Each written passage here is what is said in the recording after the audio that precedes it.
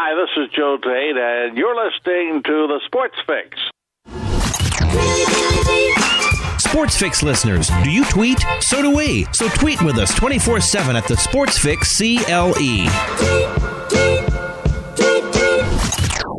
Hey guys, J-Rocc here from the Sports Fix, and we always talking about using our platform to try to help the world and the society we live in, and everywhere I go and everywhere we go, bullying is one of the biggest problems in today's society. There's nothing worse than any person, big or small, strong or weak, adult or child, feeling picked on, pushed around, vulnerable, and victimized at the hands of a bully. Change comes one person at a time, and my good friends at No Such Thing as a Bully are working on skills and techniques and ways that we can all change and make things better for everyone. Find out more at nosuchthingasabully.com. Portions of the Sports Fix brought to you by Fantasy Jocks. Looking to upgrade your league trophy? Check out fantasyjocks.com for championship belts, rings, trophies, and more.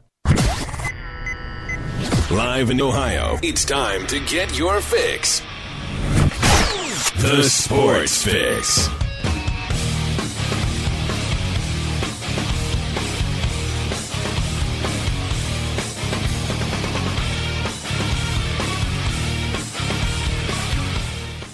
And away we go, off and running on another edition of the Sports Fix here. J-Rocc cracking that microphone and getting it moving on a Tuesday. We're going up on a Tuesday here on the Sports Fix, and we got a breakdown from last night. And you know what? Hey, guys, get off the ledge. For those of you that are there, get off the ledge, man. We're going to talk about the Cavaliers here, and that game one, it's in the books, and we'll talk about it here. The good, the bad, the ugly that comes out of it. Cavs, Bulls, getting that playoff series going here. We're going to talk about that. Jeff Gorman's going to join us. We're going to talk Indians. Bro Ohio's coming back in the fold. Maybe he'll bring some good vibes at least, if not hopefully some things on the baseball field as well too. But we're going to talk Tribe here. They're heading to Kansas City for a series with the Royals. Good chance to continue those good feelings from at least the last couple of games over the weekend here. We're going to talk about Charles at the 480 bridge already after one game. I'm telling, honestly, I was kind of hinting around to it yesterday. I had a feeling that the Cavs may drop game one. I knew they were dropping one of the two at the Q, man, because the way this series is going to go, and I had a feeling if there was a game that Chicago was going to take, it was going to be right off the bat, because they were making less adjustments first than the Cavaliers were. The Cavaliers were the team making a multitude of adjustments, and so I really felt that the strength of game one was, I was hoping that the hometown, and we talked about this a lot, that the home crowd, the home atmosphere would kind of pull that up. But, you know, in all honesty, guys, this shouldn't be all that unexpected. I mean, you've got a team that is whole and healthy for the first time in a long time and has veteran playoff experience, and the Cavs were making all the adjustments heading into game one, and they had the entire 8-day layoff. None of those are excuses.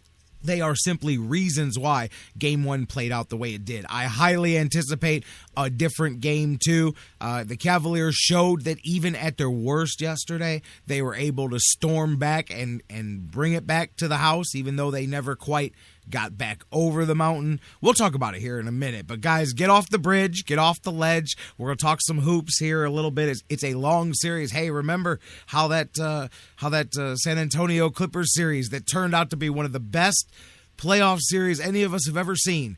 Game one looked like a blowout at the hands of the Clippers, and it looked like that series may go a different direction. Remember, these things is game one, baby, game one. But we're going to talk about it. We're going to talk Indians with Jeff Gorman, talk a little bit of Browns, Pac Man, and Mayweather. Hey, you guys, see, you know what? Yesterday we were talking about it, and maybe where there's smoke, there's fire. And even Mayweather came out today and said, "Okay, we may have to do this." Now, I lied yesterday because the circumstances of the last 18 hours.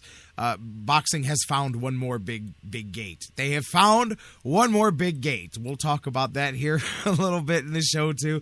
We're going to open up the phones, do all of that stuff, guys. So let's get rocking and rolling and do the Sports Fix thing. Welcome in, you guys, to the Fix. I'm your host, J-Rocc, Jerry Myers, with you guys here each and every weekday. Hey, sometimes they call me the big daddy on the microphone. Sometimes those cats over there call me the conductor and the coordinator of the madness. You guys, hey, call me happy to be here, baby. Let's do the thing across the Sports Fix Radio Network, live every weekday at noon. Maybe you're listening on Spreaker and Mixler and their respective digital and mobile apps, on TuneIn and TuneIn.com, one of the best places, just any device, anywhere. I mean, they'll pick it up. You get a data signal or a Wi-Fi. It doesn't matter. You're getting it across TuneIn. All great places to listen live, as is our home base, thesportsfix.net, your one-stop shop for all things live broadcast, replays, social media widgets. It's all there. Bookmark it, fellas, thesportsfix.net. Welcome in as well. Thousands of you guys each and every day, and literally adding to it across all of the digital delay networks, 24 hours a day, 7 days a week, across countries around this world. And I mean it. And one of these days, I just never get around to doing it. I read the list off to you guys on the air. One of these days, I got to screen cap one of these stat pages from just any of the sites and show you guys the ridiculously... It's insane. It's a credit to you guys. I say it all the time. The places that people listen to the show, you're just like, really? Really? Okay, I have to find a map to find that. What? All the way on the other side of the world. Pretty amazing, you guys. And some of you listening around the world, welcome in on iHeartRadio, the world's largest internet radio provider, on iTunes, on Stitcher Radio, and SoundCloud, CarPlay, all the podcast and download digital delay formats, however you do it, however you're getting your fix. Thank you guys for doing just that. And do it now. Get your fix. Do it on the phones, on the Facebooks, on the tweeters. Get on the social media. Facebook.com/thesportsfix. Tweet with us at thesportsfixcle. Email us thesportsfix@AOL.com. Or give us a call, 216-539-7535. 216-539-7535. Again, Facebook.com/thesportsfix. Tweet with us at thesportsfixcle. Email us thesportsfix@AOL.com. That's right, I said on the tweeters at thesportsfixcle, guys. And you know, quickly before we get into breaking down that Cavaliers game last night, some of you guys asked me this morning.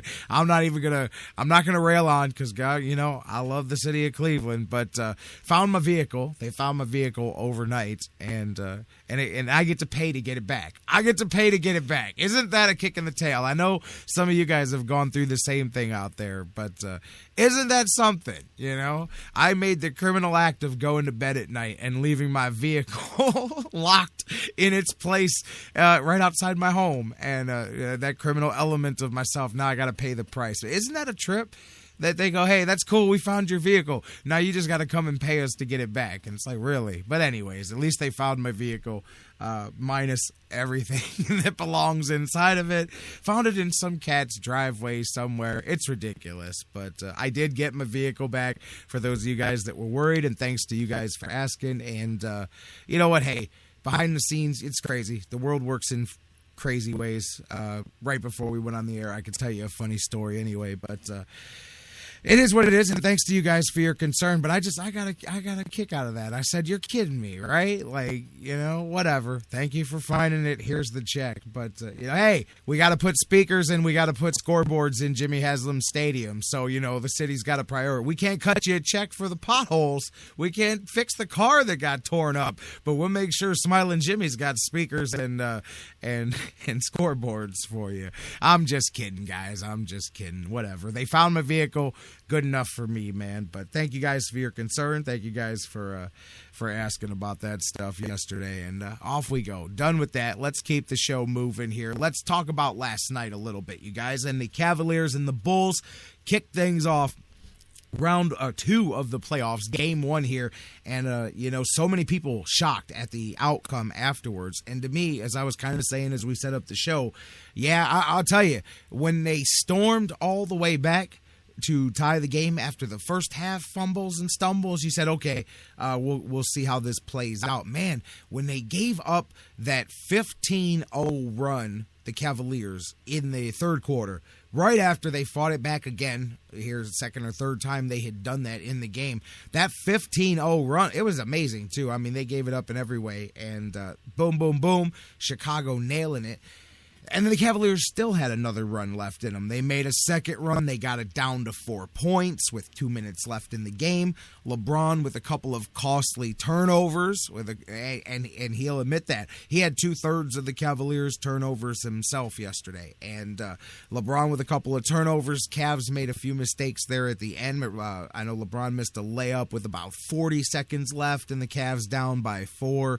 And many people that want to stick up, hey, you could throw LeBron's stat line at me if you want and say, hey, well, he had almost a triple-double. That's true. But anybody that watched the game knows that was far, far from the best LeBron. Now, I will say defensively, that was a hell of an effort LeBron James gave. He was all over the place defensively, and that's a playoff-level defensive performance. In some ways, the Cavaliers brought that. All of their comebacks were fired by defense. I mean, that was when they really came back, and each time they had to close those double-digit gaps, it was the steals, it was getting in the passing lanes, and then they'd give it back. And, then, of course, defensively, not the stubbornness there on the switching and the pick and the roll there. I mean, Gasol and Rose. I saw a stat from Terry Pluto here in his breakdown of the game this morning in the Cleveland Plain Dealer, and it was amazing. And I want to make sure I pull this stat up here so that I could read it right. The difference in Pau Gasol's shots when he was left wide open,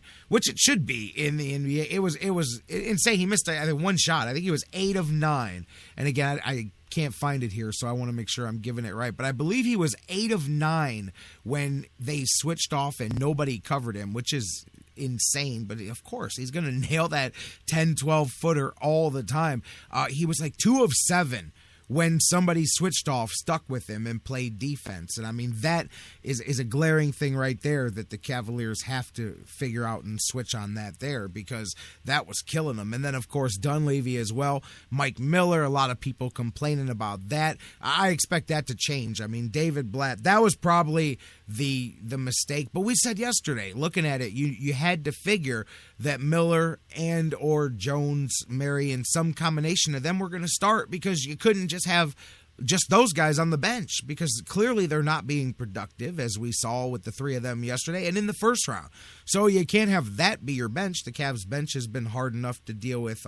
Exactly, in the chat room, Charles, he was automatic. Pau Gasol was automatic, and they kept leaving him alone. And other than that, it was a huge difference. As I said, that was so much of it. So, of course, they're going to switch the way they defend on the pick and roll. This is where I talked about those adjustments that come in between games in the playoffs. I fully expect that to be addressed. But another thing I expect Delly to start the next game. I think there was a huge difference. We all saw it.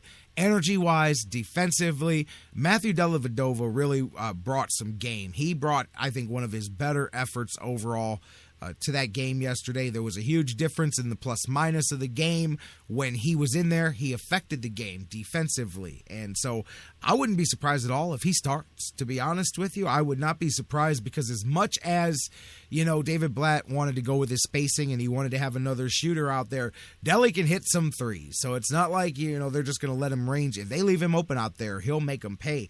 But I just think the energy, the defense, the overall what was brought yesterday by Delly, I think that knowing that Game 2 is now a must-win for the Cavaliers here, they've got to make sure that they salvage the split before they head to Chicago. I expect the Cavaliers to switch up a bit in the lineup, and I think that would probably be the biggest one, would be to see Delly start alongside Kyrie there, because I just think that there was a noticeable difference, enough difference in the second half, and defensively, I mean, he was in there. He was jumping in the passing lanes. You guys saw it. He was all over the place out there.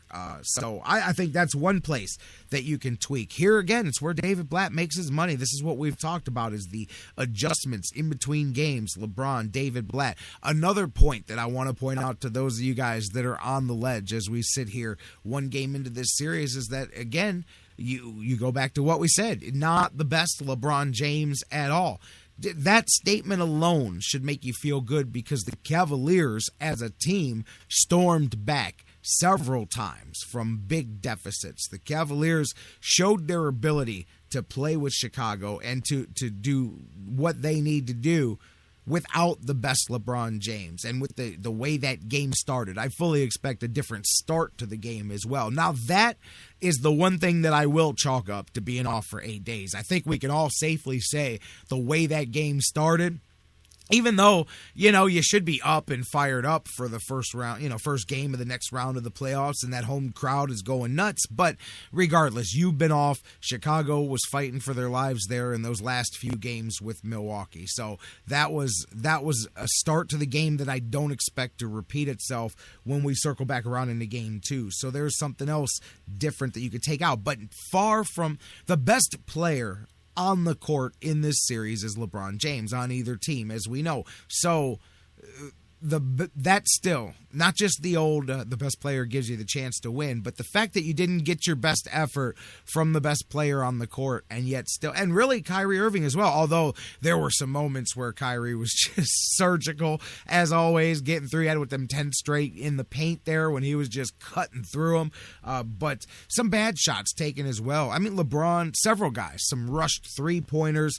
This is, think back during the season, this is that night that we talked about when you're not making the 3-pointers. When you're not nailing them, then you quickly can watch 2, 4, 6-point deficits blow up into 10, 12, 15-point deficits. That's where that 15-0 run came from, is not just a couple of timely turnovers, but you miss a few long jumpers there where you should have went for a sure thing, or at least should have got in closer and made sure that you're not letting this deficit grow, and then that's exactly how that happens. The next thing you know, David Blatt's taking a timeout. Chicago went on a 15-0 run, and now the Cavs had to do all that work to get themselves back down the stretch, and then find themselves unable to pull it out, guys. I mean, really, to me, that game played out, if you're Chicago, that game played out as well as you could possibly expect, and there's another reason to look at it positively if you're the Cavaliers, is that game, sometimes both teams, every game plays out just the way they wanted it to. One team, you go, wow, okay,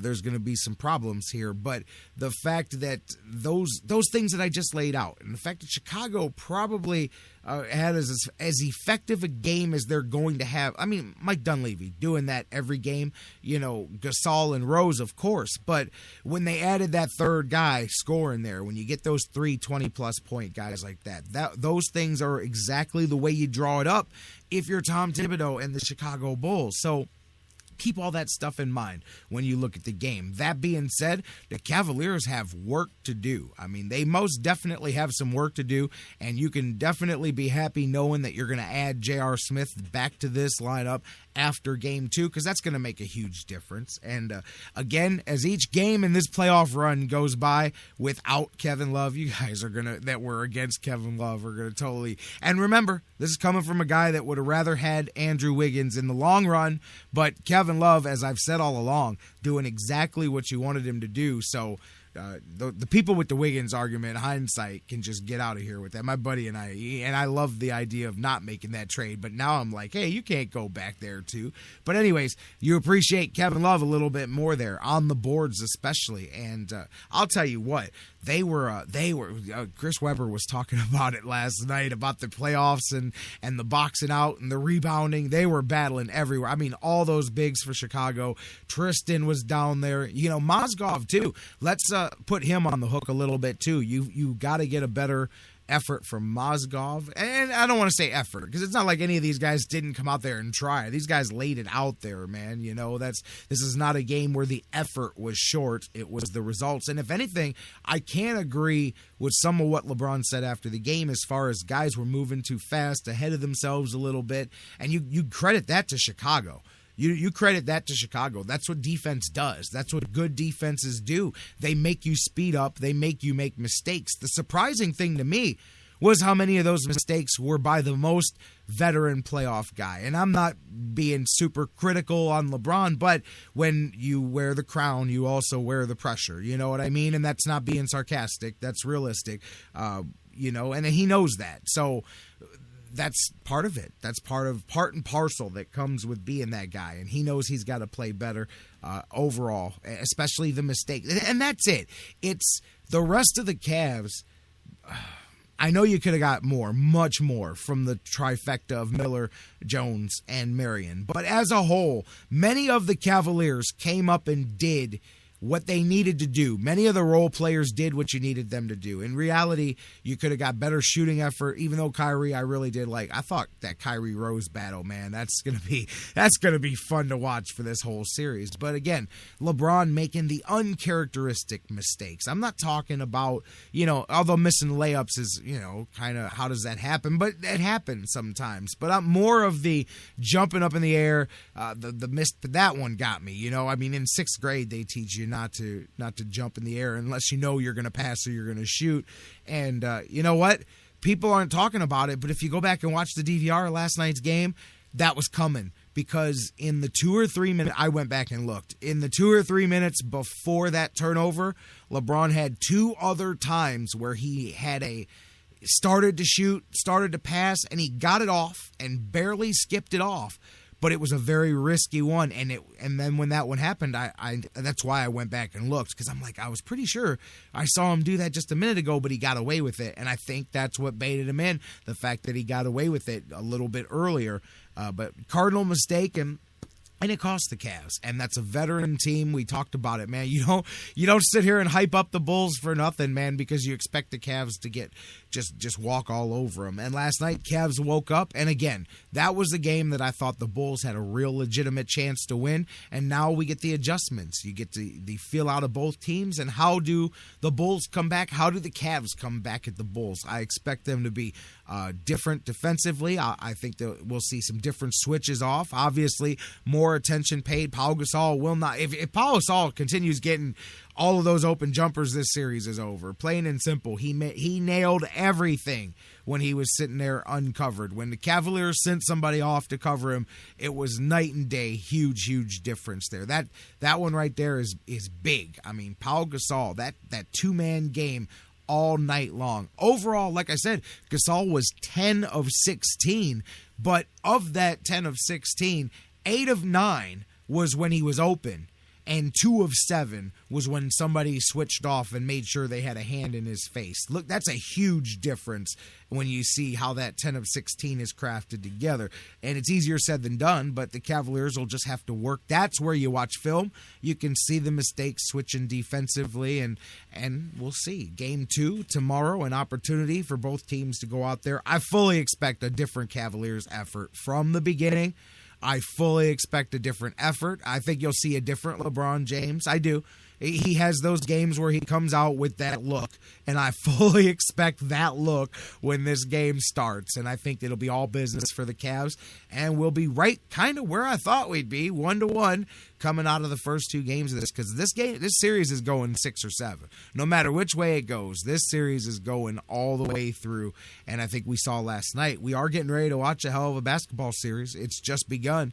This is going to be a great series. Both teams, guys, give Chicago credit, too. Let's not just sit here. And I know we got to get to the break. I've got Jeff Gorman coming. But let's not just sit here and talk about what the Cavs did wrong. Let's talk about what Chicago did as well, because Chicago played some beautiful basketball at times last night, too.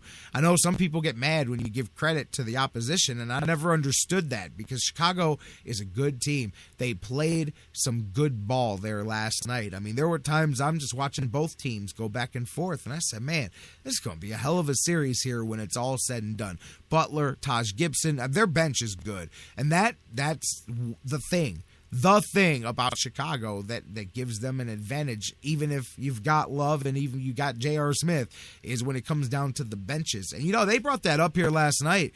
Chris Webber, as they were talking throughout the broadcast, is that Chicago was having to rely heavily on their starters, even though they've got depth. They had really laid a lot there because they knew that the Cavaliers, were fighting to get back in that thing, man. And there's something to keep in line, too, as this series breaks down, is how the benches come into play and all of that. And remember, that shifts, too, once you add another body here in J.R. Smith in Game 3, but you got to get there, too. You got to take care of business tomorrow in Game 2. Guys, we'll talk some more. You guys want to keep the conversation going? Roll with it on Facebook, on Twitter, facebook.com/thesportsfix.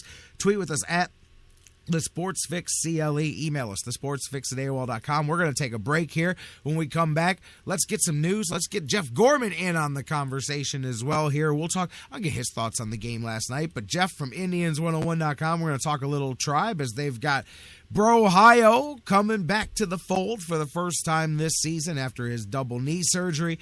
What do they do now? They got that logjam that we predicted and talked about in the offseason. It's now going to come to fruition, although probably a few more weeks until we really have that problem, because you got to get Nick Swisher back into the fold and back into game shape and all of that day to day. But still, within a week or two, I think that we'll be asking the question, who's interested in Dave Murphy or somebody? We'll talk about that here with Jeff Gorman. They need a starter coming up. The Royals series here, a chance to continue to build some momentum in the month of May. Let's talk about all of that with Jeff Gorman from Indians101.com. Coming up next, we're talking Cavs, we're talking Tribe, a little bit of the Browns, Pac Man, Mayweather. Don't go anywhere. Plenty of Sports Fix still to come. Brothers on bikers, popping up a trembling, blending like a chameleon. But by some guy, oh my God, I'm so high. Cause they say you're rhyme, they say you look like a gremlin. But what does it take to make a kid, make a million children? Slam, slam, slam, slam, slam. Let the boys be boys. Slam, slam, slam. The Sports Fix, the show that asks the question, What you talking about, Lou? What you talking about, Lou? What you talking about? What you talking about? What you talking about, Lou? What you talking about? What you talking about, Lou? What you talking about? What you talking about, Lou? we'll be right back. Hey guys, before we go to the break, I want to talk to you a little bit again about our good friends at Harry Buffalo North Olmsted, the UFC, the Ultimate Fighting Championships, some of the hottest fights in the world today. Each and every one of their huge events, Harry Buffalo is one of the few places in Northeast Ohio you can go there and watch each and every UFC fight at the Harry Buffalo. And let me tell you, I've been there. The people are out the door. They are to the rafters. It is one of the craziest environments for some UFC fights. Wing Mondays, they've got great deals on wings and drinks, and every day of the week there's a different special, a different deal. And don't forget the Bison Burger, the unbelievable. It is the combination of a fantastic burger and eating healthy combined into one unbelievable sandwich. You have got to get a Bison Burger while you're there. So whatever you're looking for, whatever day of the week, Monday through Friday, Saturday, Sundays, there's something for you at the Harry Buffalo North Olmsted, just outside Great Northern Mall. Check them out today. Harry Buffalo, join the herd. Hello, Cleveland. This is WWE Hall of Famer Mick Foley, and you are listening to the Sports Fix. Yeah. I'm Little Teapot, short and stout. Here is my handle and here is my spout. No, Dad, like this. When I get all steamed up, then I shout, tip me over and Pour me out. This is WWE superstar Roman Reigns. The smallest moments can have the biggest impact on a child's life. Take time to be a dad today. Visit fatherhood.gov, brought to you by the U.S. Department of Health and Human Services and the Ad Council.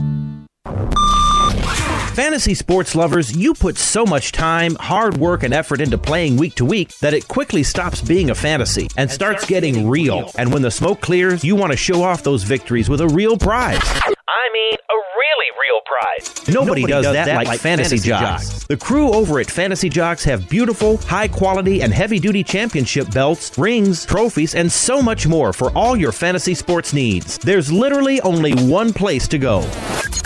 FantasyJocks.com. Whether it's an oil change or a new set of tires, Quick Lane at Valley Ford Truck has you covered for your car care needs. They're your neighborhood quick service experts. They also offer a low price tire guarantee. Choose from 13 brands, and if you find the same tires at a lower price within 30 days, Quick Lane at Valley Ford will refund the difference. 5715 Canal Road, right under the 480 bridge in Valley View. Come see why life is better in the Quick Lane. QuickLane.com/Valley Ford Truck. Portions of the Sports Fix brought to you by Harry Buffalo. Harry Buffalo, join the herd. News break. I'm Alan Siegel. Chris Paul's hamstring injury suffered in Game 7 against the Spurs kept him out of Game 1 against the Rockets Monday night. He will play at some point in the series, though. In the second quarter, the Clippers trailed by as many as 13, but by halftime, they cut the deficit to 4. And in both the third and fourth quarters, they outscored the Rockets.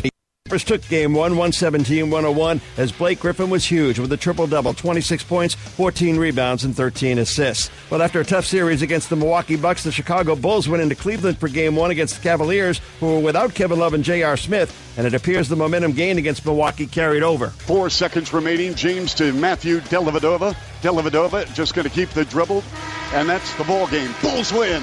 They steal Game 1 here in Cleveland. The final 99-92. Huge victory for the Bulls on the road. The call on ESPN 1000. The Bulls, who never trailed in the game, built a 27-15 first quarter lead, went from there to post the win. Derrick Rose had 25, Pau Gasol 21 points, 10 rebounds. Jimmy Butler had 20, LeBron had 19 points, 15 rebounds, and 9 assists. While Manny Pacquiao's shoulder was indeed an issue, Dr. Neil Elatrash tells ESPN's Dan Raphael that there has been a diagnosis with a significant tear in his rotator cuff, and will have surgery later this week. He's expected to be out 9 months to a year. In the NHL Stanley Cup playoffs, the Washington Capitals used 30 saves by Braden Holtby and shut out the Rangers 1-0 to take a 2-1 series lead. Major League Baseball, the Rangers beat the Astros 2-1, snapping the Astros' 10-game winning streak. It was the Brewers over the Dodgers 4-3, denying Clayton Kershaw's 100th career win. And the Cardinals kept on going, beating the Cubs 10-9, their 7th straight win.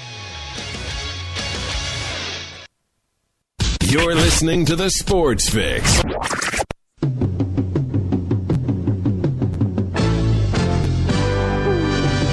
Indian fever, it's catching fire with everyone. Welcome back to the Sports Fix Live. J-Rocc back with you here, man. I know. It's not exactly catching fire yet, but hopefully right now. Look, I've got visions. If you remember the old stadium scoreboard, those dot matrix ones at the stadium. Right now, that chief guy, I know he's illegal, but that chief guy, he's waving the blanket. He's blowing on the little sparks. He's just trying to get a little smoke going. He's just trying to stoke that fire a little bit here. We'll turn it back into a fever soon enough. But anyways, Indians, baby, getting back in action. We're going to talk about it. We're going to talk some Cavs here, too. Hey, social media is a trip, man. Facebook just let me know. Apparently, my man, Ernest Biner, enjoying today's edition of the Sports Fix. EB21, shout out, my friend. How you doing? And thanks for getting your fix. And thanks to you guys for getting your fix as we roll on here throughout the show. Jeff Gorman's going to join us. As I said, we're going to talk a little Cavs, talk some Indians. Bro, Ohio coming back to the fold. And look, I'm already having technical difficulties, so I'm just so happy that Nick Swisher's coming back in the lineup, and I can't hold my enthusiasm in. We're going to talk about all of that and more with my man, Jeff Gorman. You guys can keep it going with us on Facebook and Twitter. Facebook.com/TheSportsFix. Tweet with us at The Sports Fix CLE. Email us, thesportsfix@AOL.com. And as soon as I decide to allow him to speak, here we go. Let's go to the phones. Jeff Gorman, my man from Indians and Browns101.com. Jeff, how you doing, buddy? I'm doing outstanding, J-Rocc. You know, as an Indians fan, I can't remember the last time I was so happy to see them not play. I'm just glad they had yesterday off so they could have another 24 hours to, soak in what happened on Sunday, which will hopefully be a turning point. I want to shout out Ernest Biner, too, if he's listening. Hey, EB.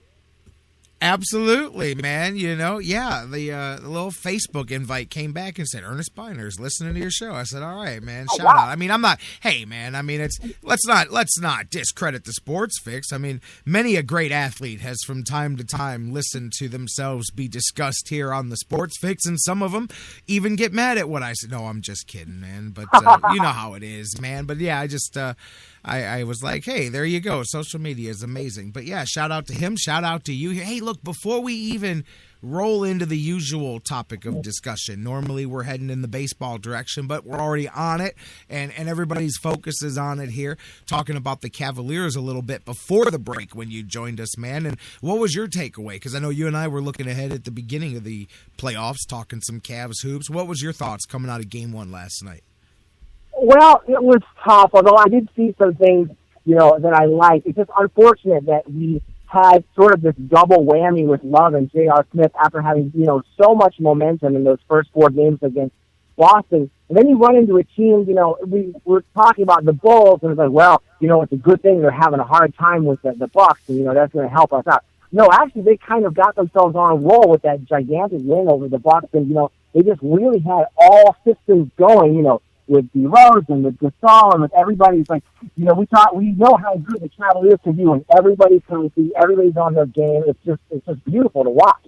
And unfortunately, the Bulls were in that mode yesterday. And I gotta say, it was pretty heartening to see the Cavs fight back and be able to get back to at least being tied. Unfortunately, it fell apart again, and they really have their work cut out for them so far. But it's tough that we run into the Bulls being in such a strong position where they've had so many problems with Derrick Rose being hurt, and it just shows how dangerous they are when D Rose is 100%, because then everything starts clicking for them. Absolutely, and again, it sounded to some people, because I really do try to walk the line with LeBron James, because people know that, look, I think I'm a good gauge to talk about him, because I'm definitely not erring on the side of caution in either way, So I really try to make sure that I balance what I say. And I mean, when you look at his stat line, you go, man, he gave everything. But I think he'd be the first one to tell you that was not a good game for him offensively, even though defensively, I'm telling you,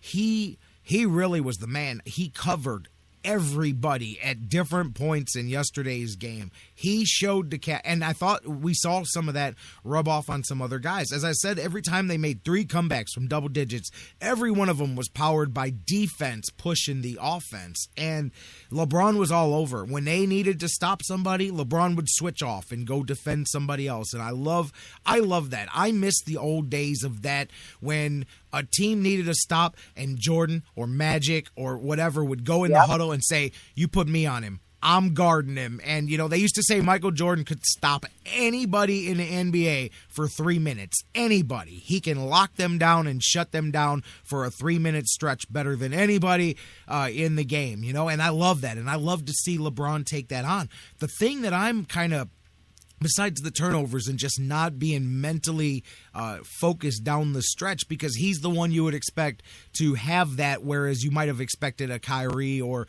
one of the other guys to be mentally out of it, but not just, it was the lack of aggressiveness offensively. Yeah, he had some points, but he wasn't driving. I think, what did he get to the foul line? Twice? I mean, not getting to the foul line, not getting that, and some of it is credit. Like on that one, and even though it wasn't LeBron in it, it was when Jimmy Butler was guarding Kyrie on the fast break down with maybe like a minute left in the game or something.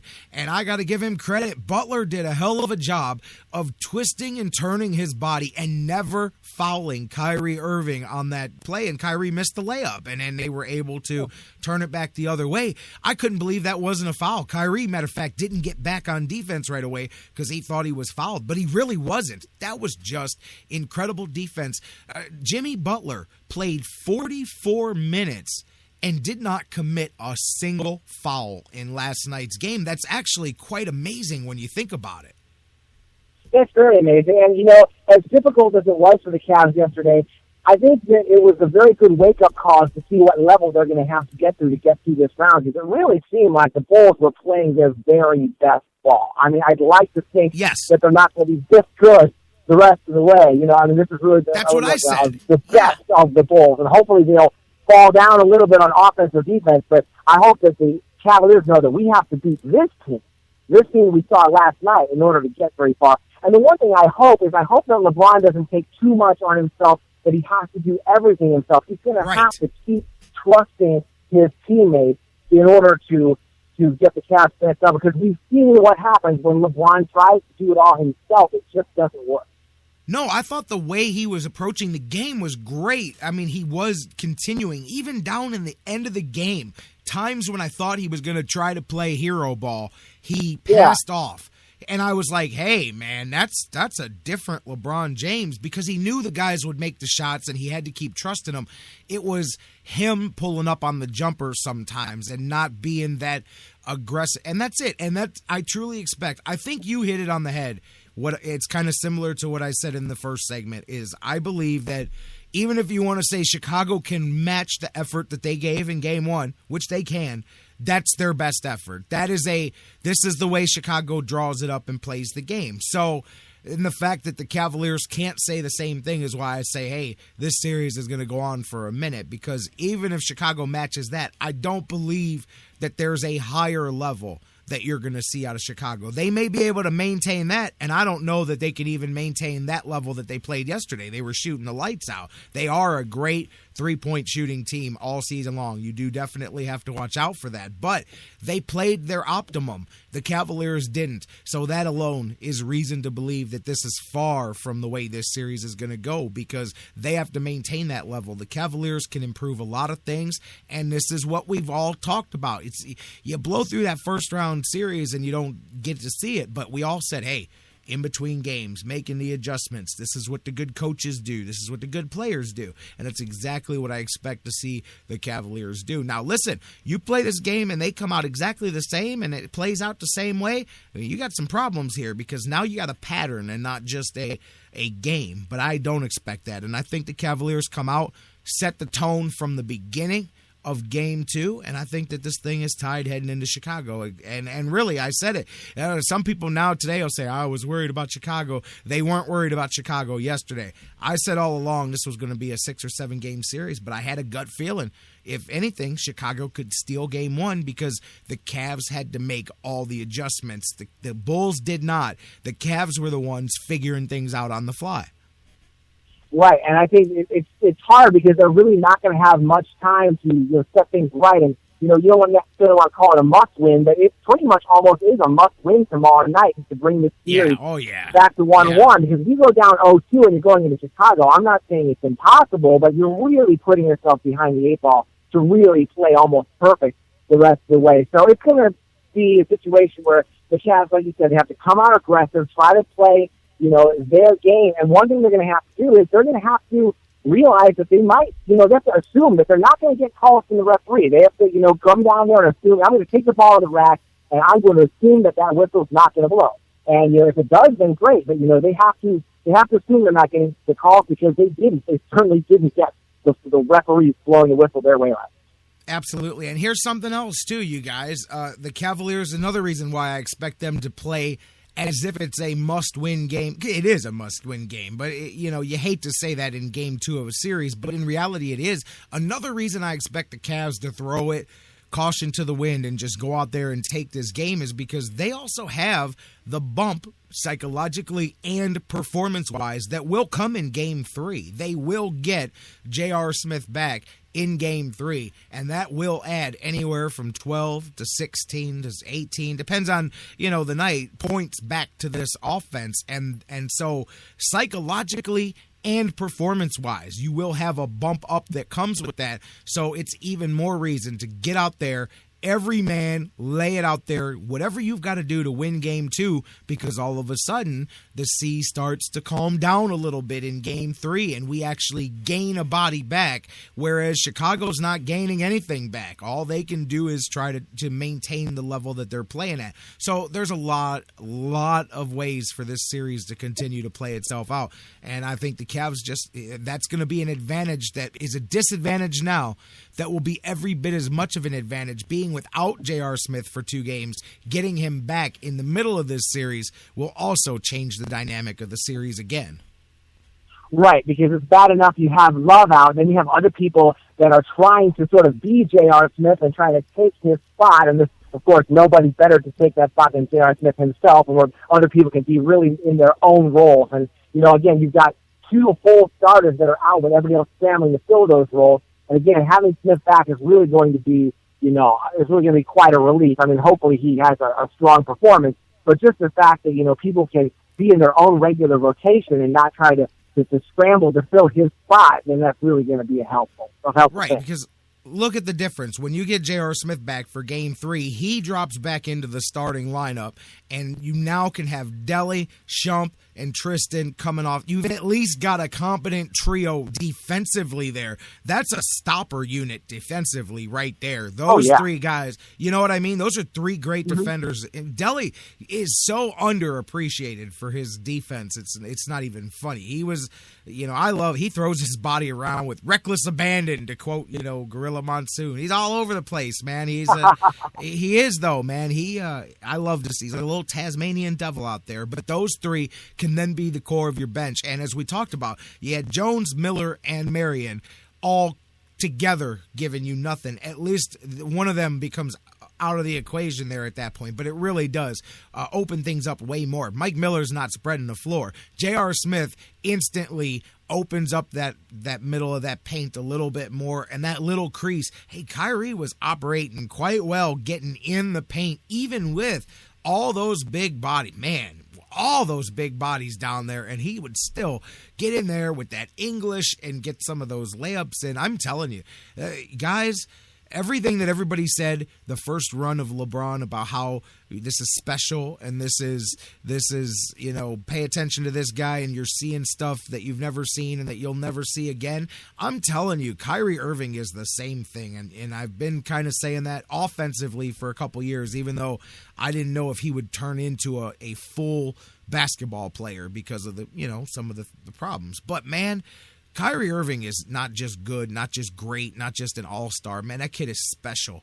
That kid is a special piece of talent, and I think a few years from now, people will realize that and go, man, this guy, I'm not saying, LeBron, I'm not trying to do the comparison, but the same way you talk about, boy, that was a once-in-a-lifetime, I think that Kyrie Irving, maybe not once-in-a-lifetime, but very high up in the list of guys in his generation, I think he hasn't even scratched his ceiling offensively as to what he's going to do. And it's strange because he's always going to be overshadowed as long as LeBron is here. And, if they can keep those two together and maybe make some kind of a slight variation on the Jordan-Pippen dynamic. But I think that Irving is the kind of guy who really could step up and be the lead guy if LeBron were hurt or if he weren't here. I don't think Pippen had that same instinct to be a natural leader, but I think when you got LeBron and Irving, you have two guys who can be the alpha if they have to be.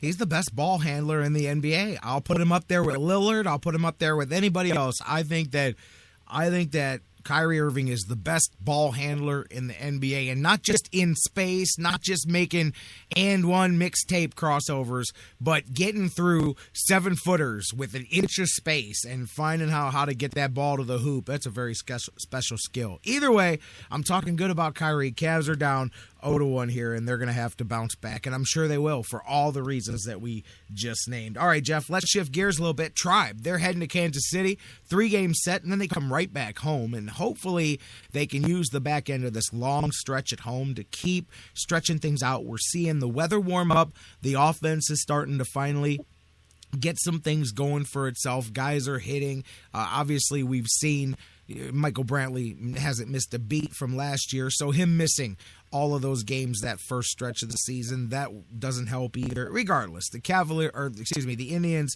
found themselves in a deep hole at the end of April. Crazy weekend this past weekend, but they did take 2 out of the 3 this weekend. Improbably, the way if you watched it. But here they sit now. Should be a good series with Kansas City, and Nick Swisher coming to the fold. I mean, people can make them. I know we've made them. Plenty of Brohio jokes, but that was a long trip back. Double knee surgery for a veteran player. Not always a comeback guaranteed. And Nick Swisher, I will give him credit. He's brought his way back, and here he is. Many people weren't sure if he'd contribute at all. We still don't know if he's going to contribute much or not. We'll find out. But here comes Nick Swisher, and all of a sudden, here comes that logjam in the outfield that we talked about months ago, but it never really came because of everybody being hurt, where now you've got 4 guys who all play the same position, and within a couple of weeks here, I think somebody's got to go.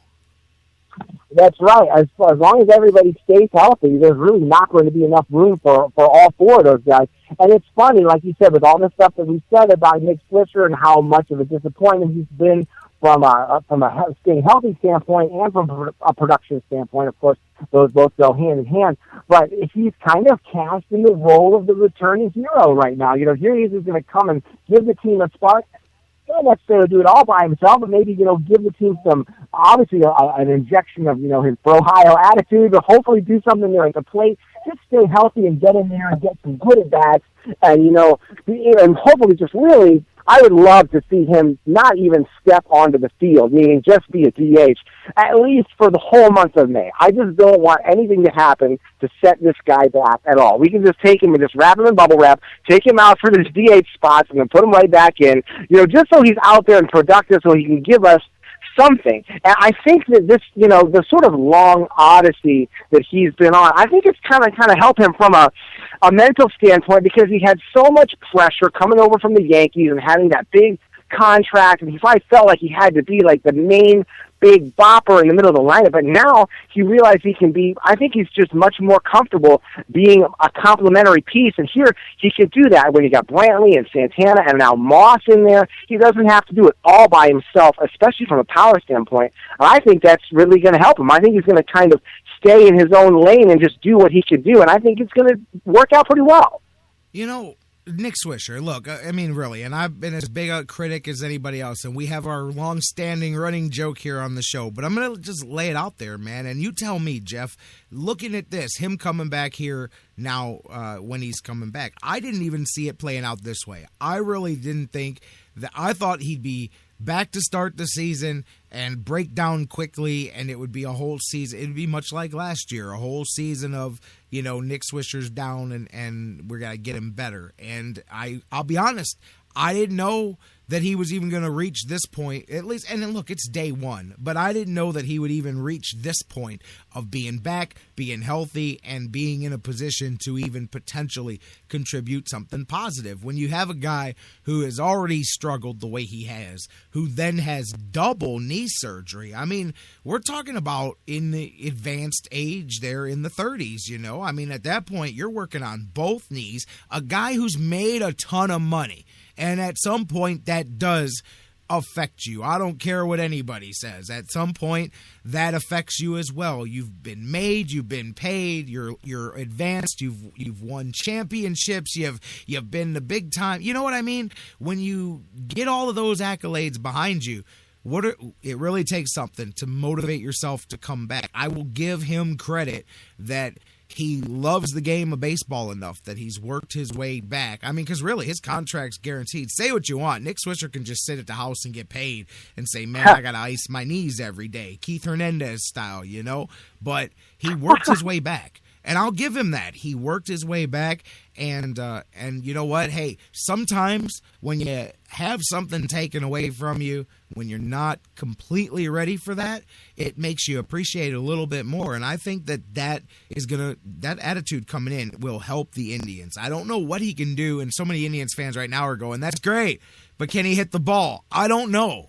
He's tearing it up in AAA, but if you're a 20-year Major League veteran and you can't go hit 450 at AAA, man, then I don't know what to tell you, because half of those pitchers have been, you know what I mean? They were your posters up on their wall. So you should be able to go out there and take advantage of AAA pitching. So I'm not sure what he's going to do on the field, but if you can get a mildly decent contribution out of him and a huge contribution in the dugout, man, I can sign up for that, and I will gladly say Brohio a few more times this year, because the Indians need some life, and that's the kind of guy. Not just can he come back, but he can tell, like you and I, how I just laid that out. He can look a guy in the eye and go, hey, man, 6 months ago, I didn't know if I was going to play this game anymore. They had cut both my knees open, and I'm, 55 years old. I'm like Giambi. I didn't know if I was going to. No, I'm just kidding. He's not that old. Please don't take me off the air. I'm saying good things about you.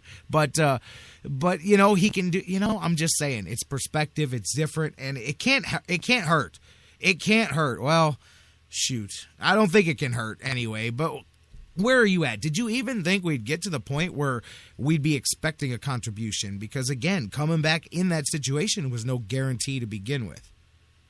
Right. Well, I think that the way the Indians were constructed this year was that they didn't need a contribution from him. They were set up so that even if Swisher was completely unavailable and his knees were totally messed up and he could contribute virtually nothing or literally nothing, that this team with everybody else had enough to bring us to where we need to go. And that's why we get the situation now where he's healthy and everybody else is healthy, and it's like, well, we don't really have room to play everybody. Like I said, that's a good thing. But I'm I guess it's going to be interesting to see just what happens over the next few weeks if he can just stay healthy and whatever he can do, because he's definitely going to provide that clubhouse leadership, which Giambi was providing over the last couple of years, but now hopefully it'll be, accompanied by a little more production than the Indians actually got from Giambi. And like I said, we just hope that they can just go really easy with him, just so he at least has a chance to literally get his legs under him and contribute something. And I think that could help if Francona, being the wizard that he is, can do his best to kind of squeeze everybody he can into the lineup.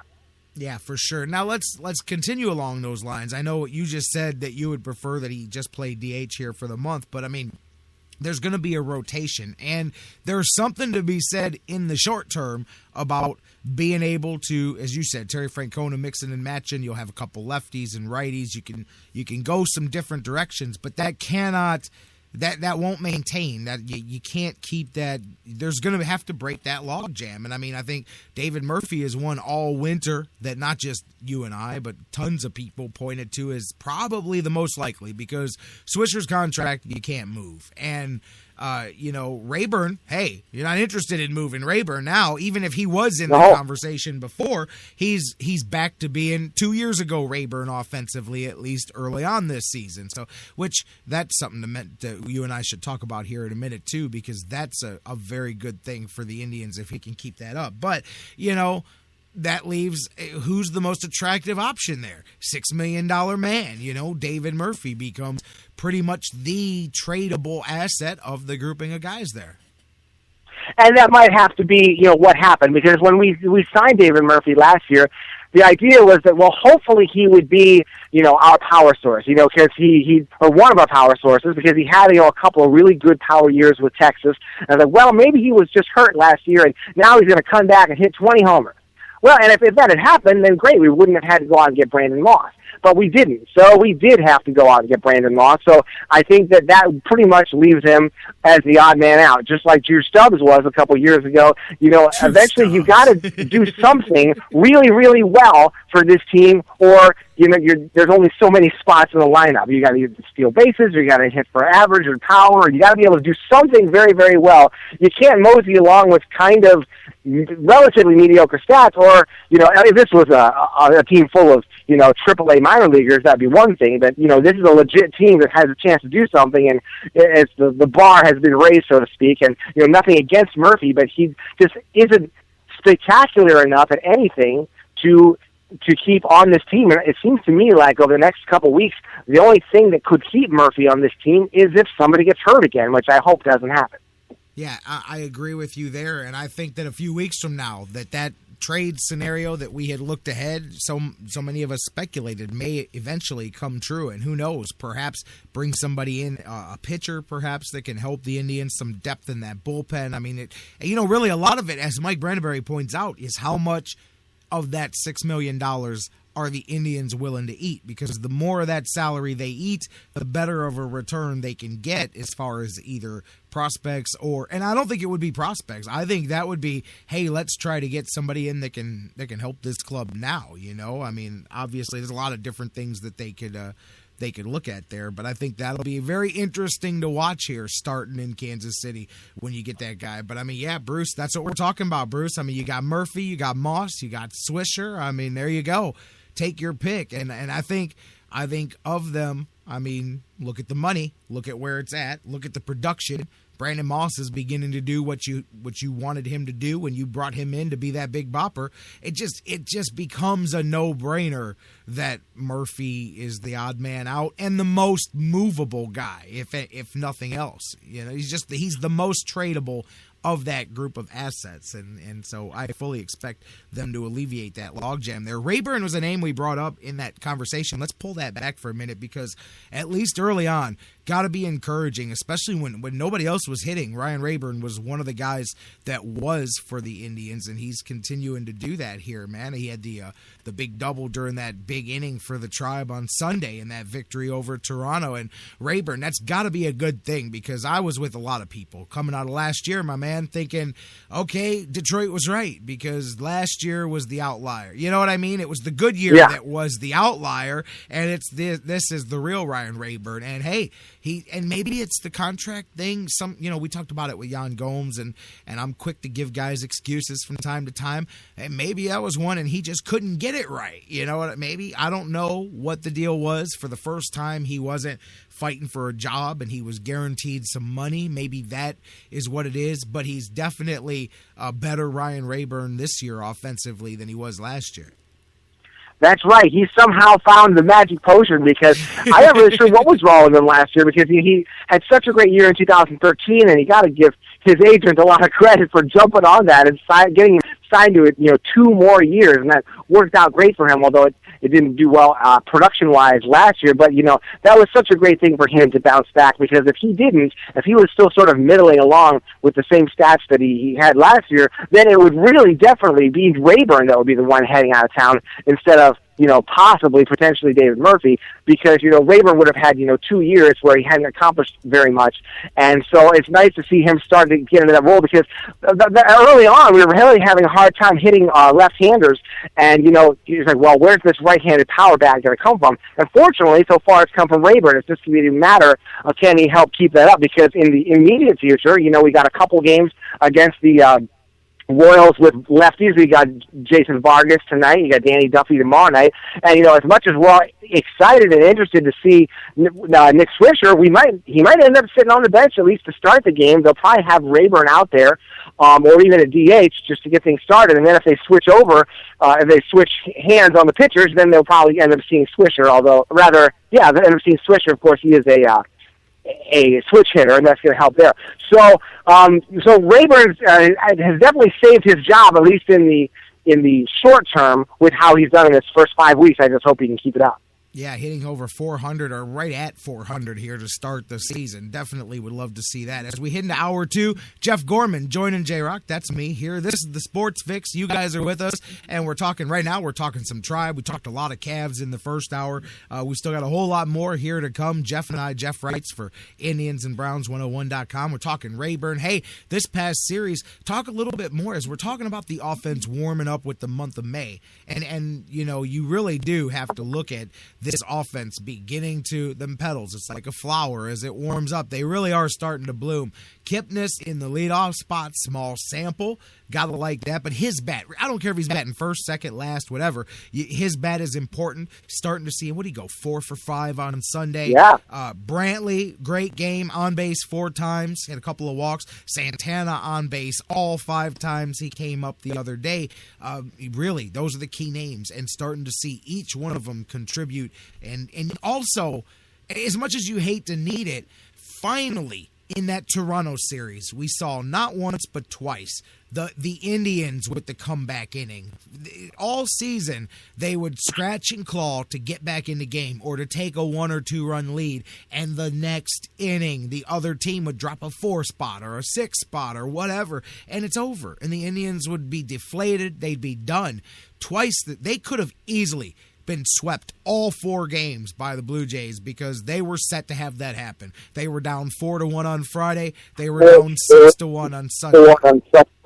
You know what I'm saying? They had every opportunity to get swept in 4 games, but in 2 of those games, they had the big inning that they have not been able to have and exploded for some offense. That's been missing from this Tribe team. The minute that they've given up a big inning, it's over. They've been looking up the hill, and there's nothing that they can do. Finally, that offense gave you those big innings that you hope for when one guy gets on and sets the base for the other guy, and the table's set, and then here comes Moss, here comes Brantley or Rayburn or whoever, and boom, you put together a 6-run inning. They haven't done that all year.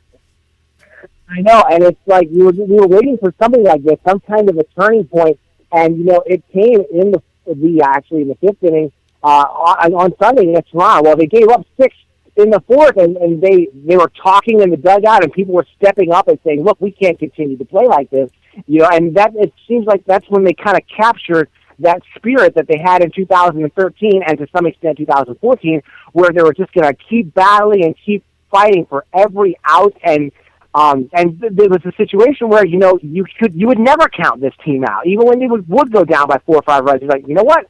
I'm not giving up on this team. I think they could come back, and of course they did.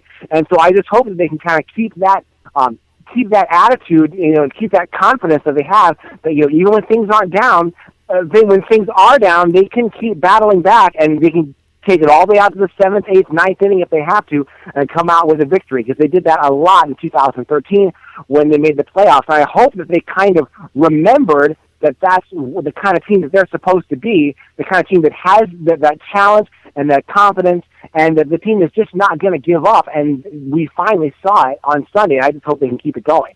I got to tell you, I really am starting to believe, looking at the way this team has played from game one up through this past weekend. Honestly, part of me believes that this team bought its own hype. I mean, I don't think there's any way that we can watch, and I don't mean that they all came out like superstars. They're not all Willie Mays Hayes and driving the Cadillac in, but they all bought in a little bit to, I think, just how good, and it doesn't mean that they can't be, but even the best teams have to be that good. You don't just walk out on the field and it happens. And the last few seasons, they've been able to, I don't want to say it's been easy, but there hasn't been a ton of adversity. I mean, they've been the comeback story. They've been a feel-good story. Hasn't been a ton of expectations on them.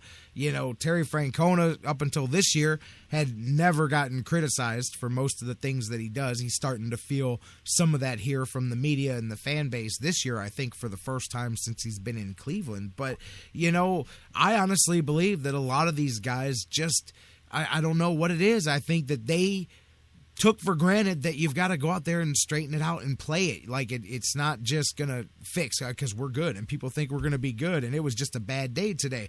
You realize that you put 30 of those bad days together and all of a sudden nothing's getting better.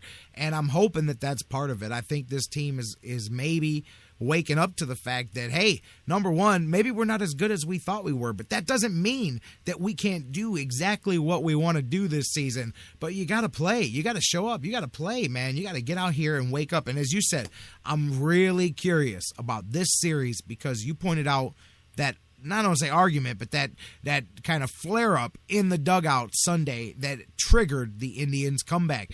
After the game, listening to them, and this is the danger of being real definitive about turnaround moments early in a season. Bauer and some of those guys were talking about how we got guys stepped up and leaders, and we finally now know who the leaders are on this team.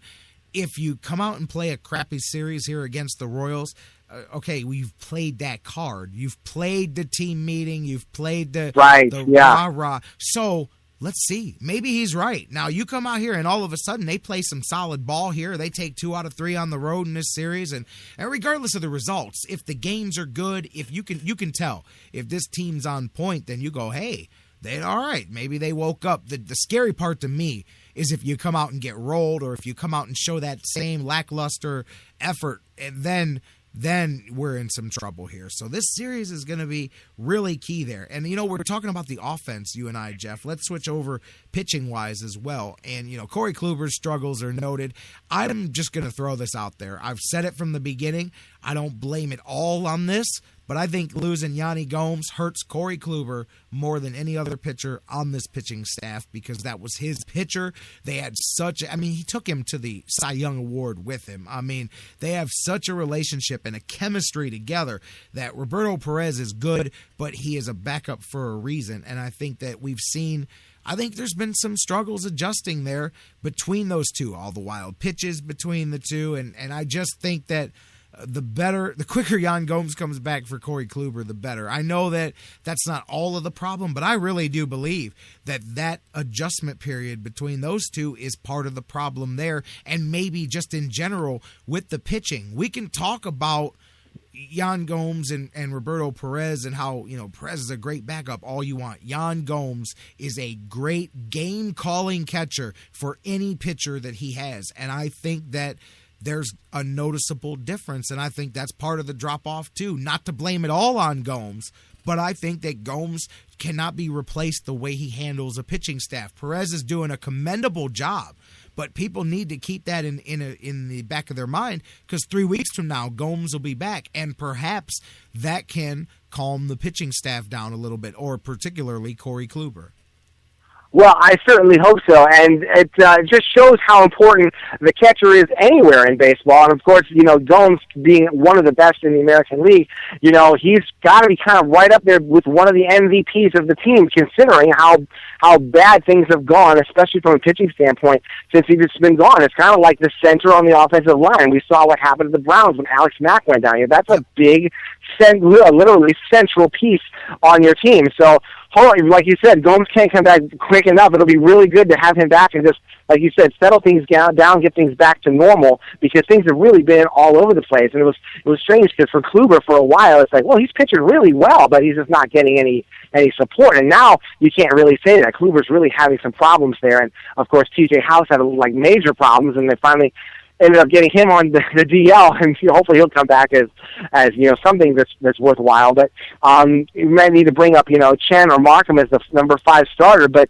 it's strange because Bauer came out really, really strong, almost like he was the ace.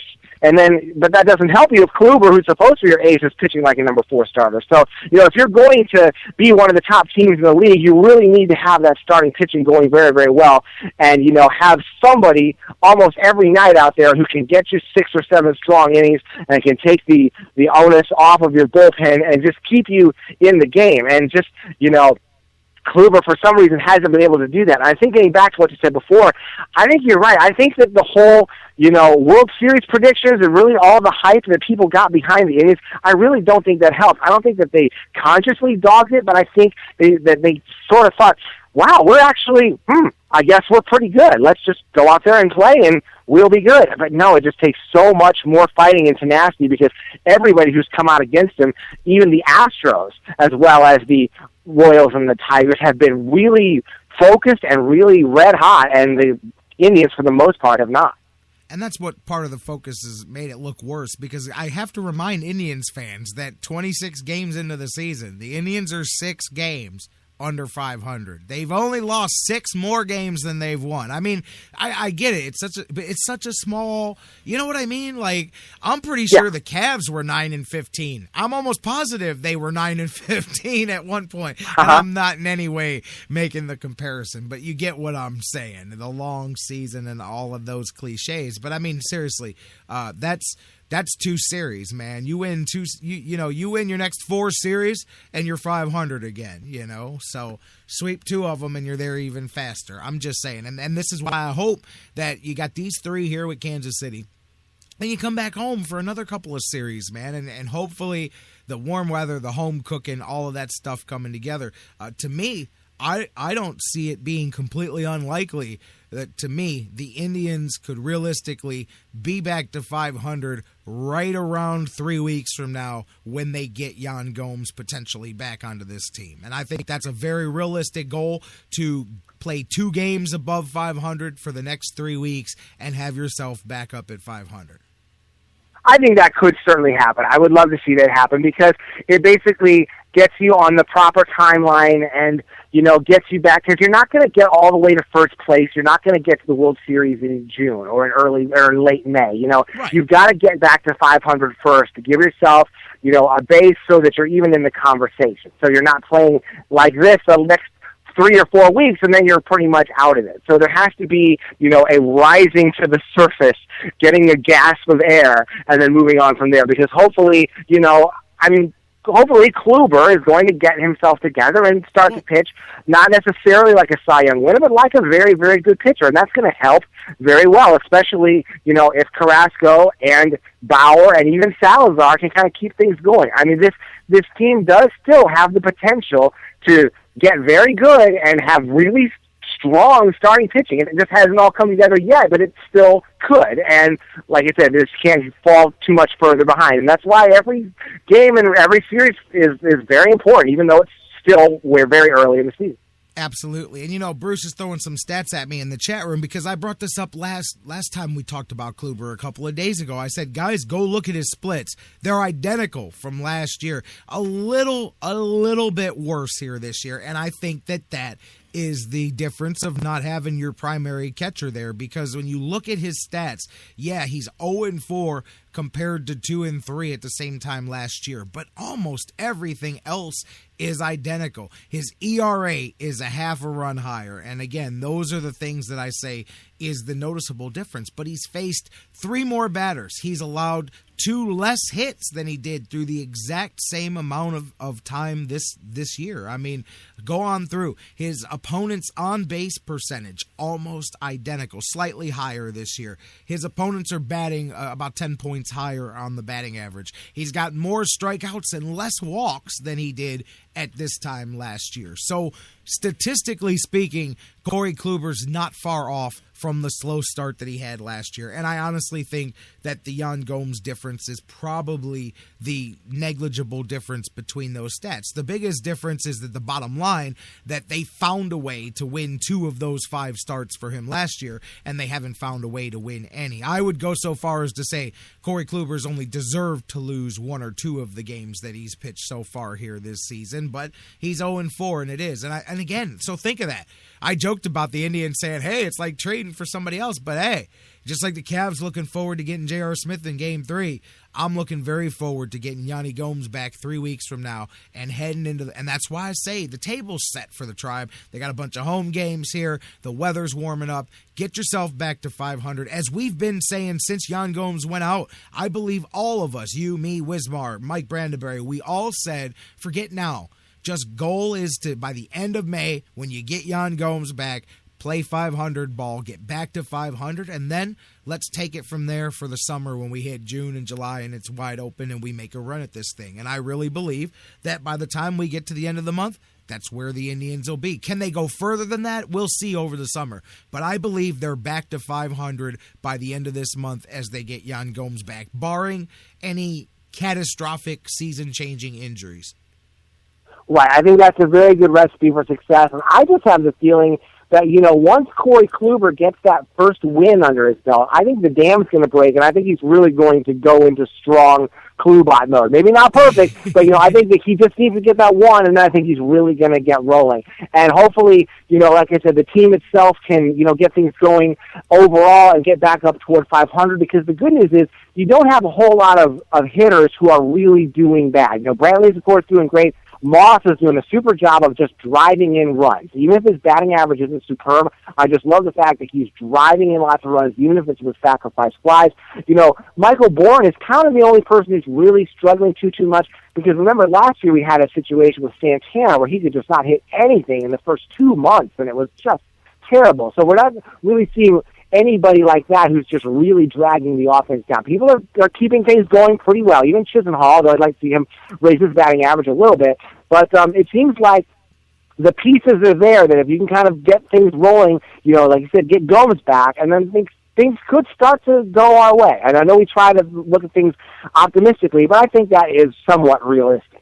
No, it's more than somewhat. I mean, there's a reason that people have the expectations that they did for this team. The team has not played up to the sum of its parts. And, one guy who has, especially considering that he didn't break camp with the team and he had a rough spring training, is Danny Salazar. Danny Salazar has really held up his end of things since he's come up here and pitched well. He's 3-0 to start the season. He'll be pitching tonight against the Royals. And really, his improvement. And once there's another one, too, because while you're still waiting for things to start to pull together with some of the other guys, you're seeing bright spots.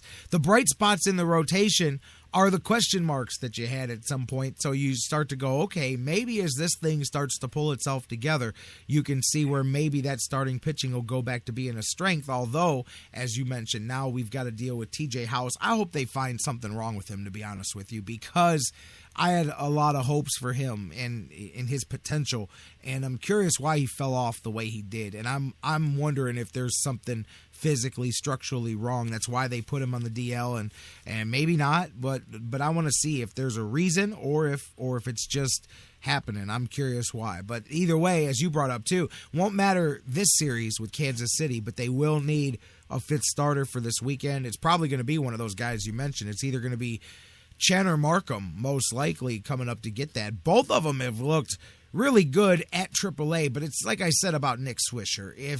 if you're a veteran pitcher, if you've been around, well, hey, man, no, if you've been around the game, a veteran big league pitcher should be able to have his way at the AAA level with most hitters because he knows those little tricks to get an out here and there, and that's all you need. I mean, we're not talking about a huge sample size. These guys have had 4 or 5 starts or whatever, so those little tricks of getting an extra guy out here and there is the difference between a 5 ERA and a 2 ERA. You know what I mean? I'm just saying they know they should be able to handle it. So I don't necessarily go, hey, this guy is tearing it up at AAA, but the fact that he doesn't stink is at least a sign that he's throwing strikes. So either one of those guys could take a shot. I don't know.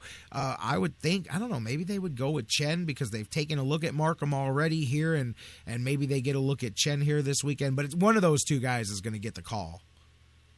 That's right. Maybe go with Chen simply because he's older, give him the first chance. And, if it doesn't work out, you can go and still try and mark him. Again, the fact that they're doing well indicates that, like you said, that they're healthy, because if you're in AAA and you have a 5 ERA, then maybe it's time to find another line of work. Exactly. So, that's something to see, and we'll watch that. This week here with this Royals series, as we said, Salazar and the Tribe, we're talking about this offense. They may make you and I both sound ridiculous, and it may look like it goes right back to last week here, because you got a pair of lefties starting this series with Vargas and Duffy coming out here to start, and then they've got Edison Volquez wrapping things up on Thursday. Salazar and Vargas is your matchup tonight. Carrasco and Duffy tomorrow, and then Klubat on the mound, still looking for that first win Thursday afternoon. But those lefties coming back at them, I mean, teams, and hey, it's not like teams are going to shy away from that until the Indians are able to prove otherwise. They're going to get every lefty starter that they can get. So it doesn't work out well for the Tribe that they get them back-to-back here, but it is what it is, man. You got to get out there and you got to hit lefties and righties here.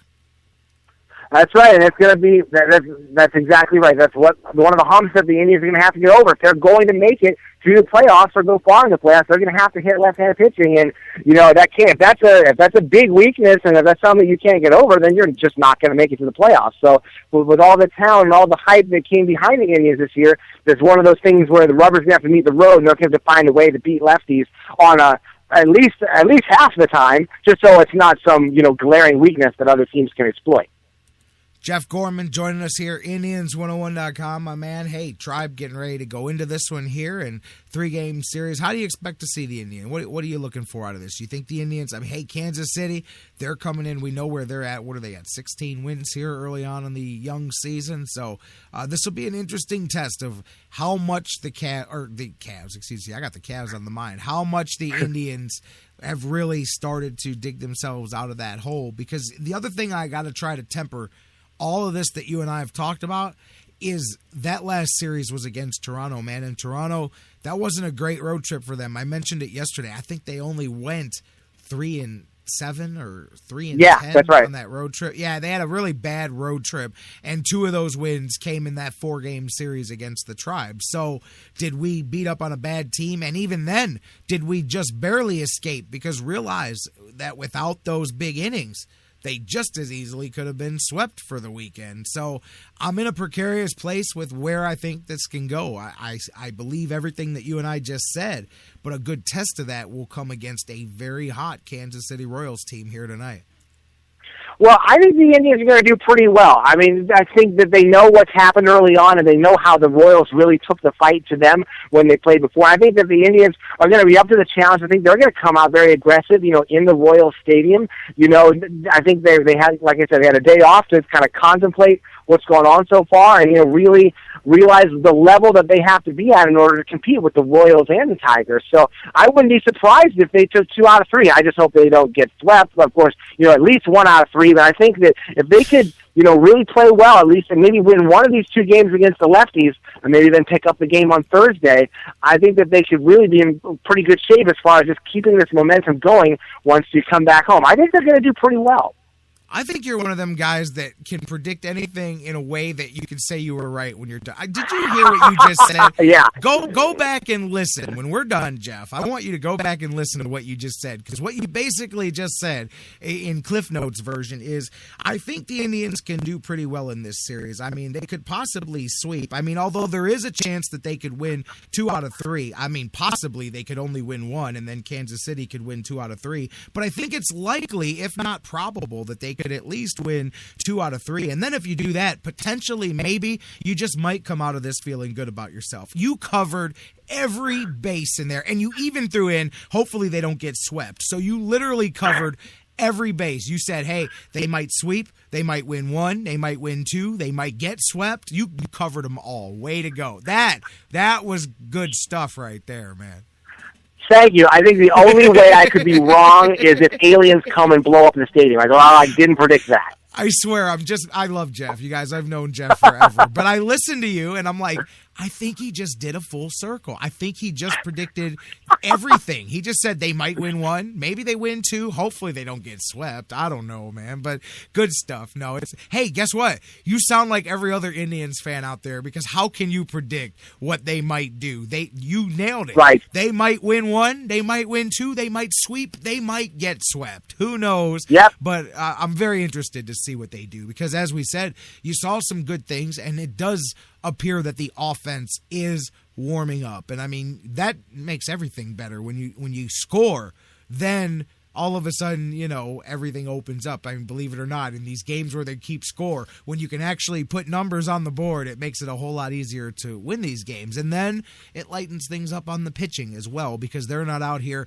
trying to walk tight ropes and keep these games, those leveraged innings so early. And that too is something to keep an eye on, you guys, is the more work you have to do early to dig yourself out. That's great. You can do it, and it is a long season, but you're also wearing yourself out down the back end of that thing too, so interesting to see. We'll see. I'm fired up for tonight's series, and like you said at the beginning, to circle it back, I was kind of glad they had a day off. You catch your breath. Cavaliers kind of had center stage last night, and now the Indians go back out there, and I'm very, very interested to see how they attack things starting tonight here with Salazar in Kansas City. That's right. It's going to be fun. Hopefully, I think we'll see the real competitive Indians from the last couple years, and not the team that sort of struggled, I wouldn't say slept walk, but maybe sort of zombie walks through the first 5 weeks, and they realize that this is the team that they're going to have to be, because the Royals, despite what I predicted, aren't going away. They weren't a fluke, at least so far. They're playing really strong. I don't know if the Astros are going to be able to keep it up for the whole year, but it looks like the Tigers and the Royals are going to be pretty for real, and the Indians are going to have to be for real as well, because this is going to be a really tough division one more time. I'll tell you, man, I'm with you, Jeff. I'm absolutely with you, man. Jeff Gorman, Indians101.com. What are you guys working on this week? Well, they're going to be looking at this series and as just seeing if they can, keep things up and pretty much be able to meet that level of competition. And then we're going to talk about the Browns as far as some of the skill players that they got in the draft and to see what they can contribute. All right. Sounds good. Check it out, you guys. Indians101.com. Jeff will be back with me on Friday. We'll get his thoughts. We'll talk a little Browns draft. And, as a matter of fact, I'll talk about it here after the break. Mike Pettine came as close as he did to saying what everybody knows, which is Josh McCown will probably come into camp as the starter, at least long enough for the crazy train to start. So you and I will talk on Friday. We'll talk a little Browns, and we'll head into the weekend.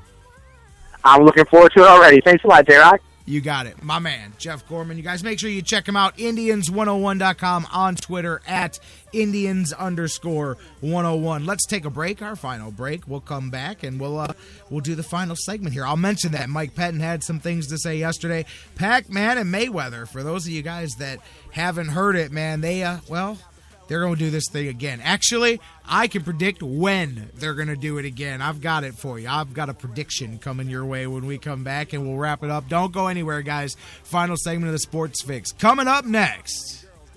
Honking at the honey in front of you with the light eyes. She turned around to see what you beeping at. It's like the summer's a natural aphrodisiac. And with a pen and pad, I compose this rhyme to hip you and to get you equipped for the summertime.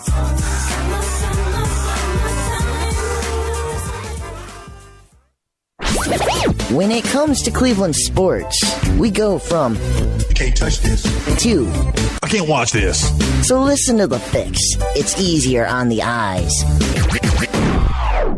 Guys, want to take just a second as we head into this break and remind you about the official business printing source of the Sports Fix, our friends at Signs and Ship. Signs and Ship, I'm telling you, Chris and Pam, they've taken care of me since day one, and they can do the same for you. Whether you're a small business that's already been established and you're looking to grow to that next level and expand your business, or perhaps you've got an idea that you just know is going to be a great business and you need to figure out how to brand it and how to promote it and put it out there, Signs and Ship is the place for you. If you need a logo, they can create one for you. They have a fantastic graphic designer. Business cards, signs, banners, yard signs, mobile advertising, anything you can think of that you need to promote your business, they've got it at Signs and Ship. The best thing about them, too, is each of their locations, whether it's the home base here in Elyria, Ohio that I work with, or their spots in Virginia, Florida, and Pennsylvania, it's all local sourced. Very important to me because we all understand that small business is the lifeblood of the community. So check them out, signsandship.com, or call Chris and Pam today, 440-323-6060, the home office in Elyria, Ohio.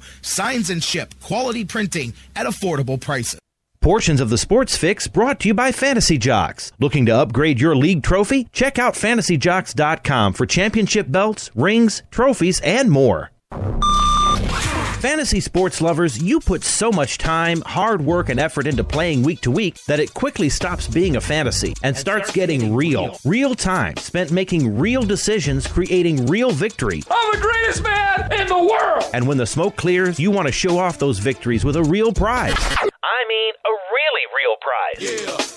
Nobody does that like Fantasy Jocks. The crew over at Fantasy Jocks have beautiful, high-quality, and heavy-duty championship belts, rings, trophies, and so much more for all your fantasy sports needs. The trophy's 12 feet high, and it is glorious. Football, baseball, hoops, you name it, they have it. Plus, they have awesome draft kits and party supplies to make all your preseason activities the envy of everyone. If your league needs a ring, belt, or trophy, or you want to upgrade what you already have, there's literally only one place to go.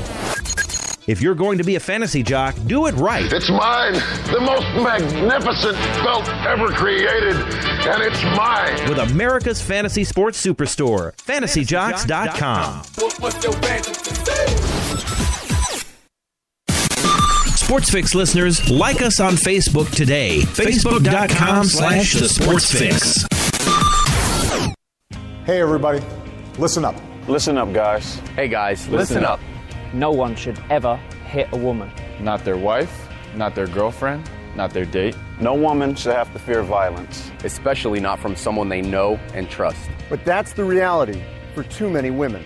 We have to change it. It's up to each of us, because even one is too many.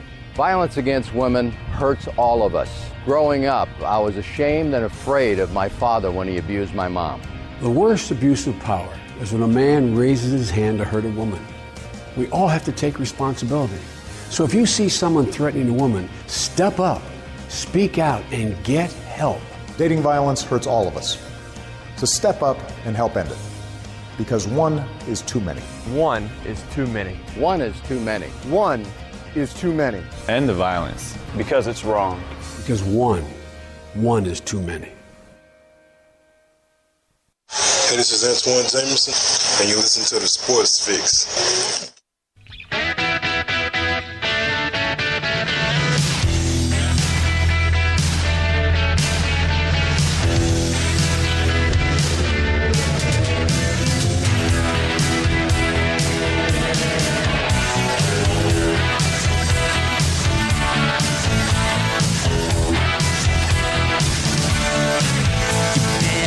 Welcome back to the Sports Fix. Final segment of the show here. A little shorter today. I've got to pick up my vehicle, man. And, I get to go pay the city of Cleveland to pick up my vehicle that I so carelessly left outside my house and allowed somebody else to steal. So now I've got to pay the price for my vicious crime of going to sleep and leaving my vehicle outside. I'm sorry, man, but I'm back at it again. I'm not even going back to it again. It's just like I said, man.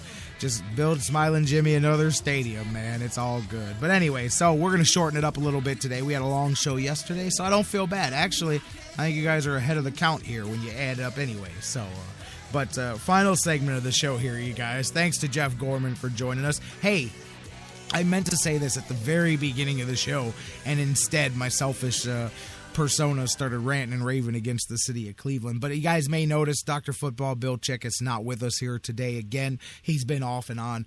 Seriously, keep Bill in your prayers here this week, as he's definitely dealing with some circumstances in his health that have taken a turn for the worse. And if this week, if everything goes well, then everything goes well. But if it doesn't, there could be some bad circumstances on the backside of it. So just keep Bill in your thoughts and prayers this week, and hopefully everything works out well for him, and we'll keep positive vibes going, and we look forward to having him back here on the Sports Fix next week. But Dr. Football unable to be with us here today, and he's definitely, if there's a time that he's in need of some thoughts and prayers, this would definitely be the week for that. And my thoughts are with you, Bill, and looking forward to having you back here on the Sports Fix. Guys, speaking of football and Browns and all that, we would have been talking about it with Bill here today, but Mike Pettine, did some media talking here this week, and he's come as close as he has to coming out and saying Josh McCown's going to be the starting quarterback for the Browns. I mean, what else can the Browns say at this point?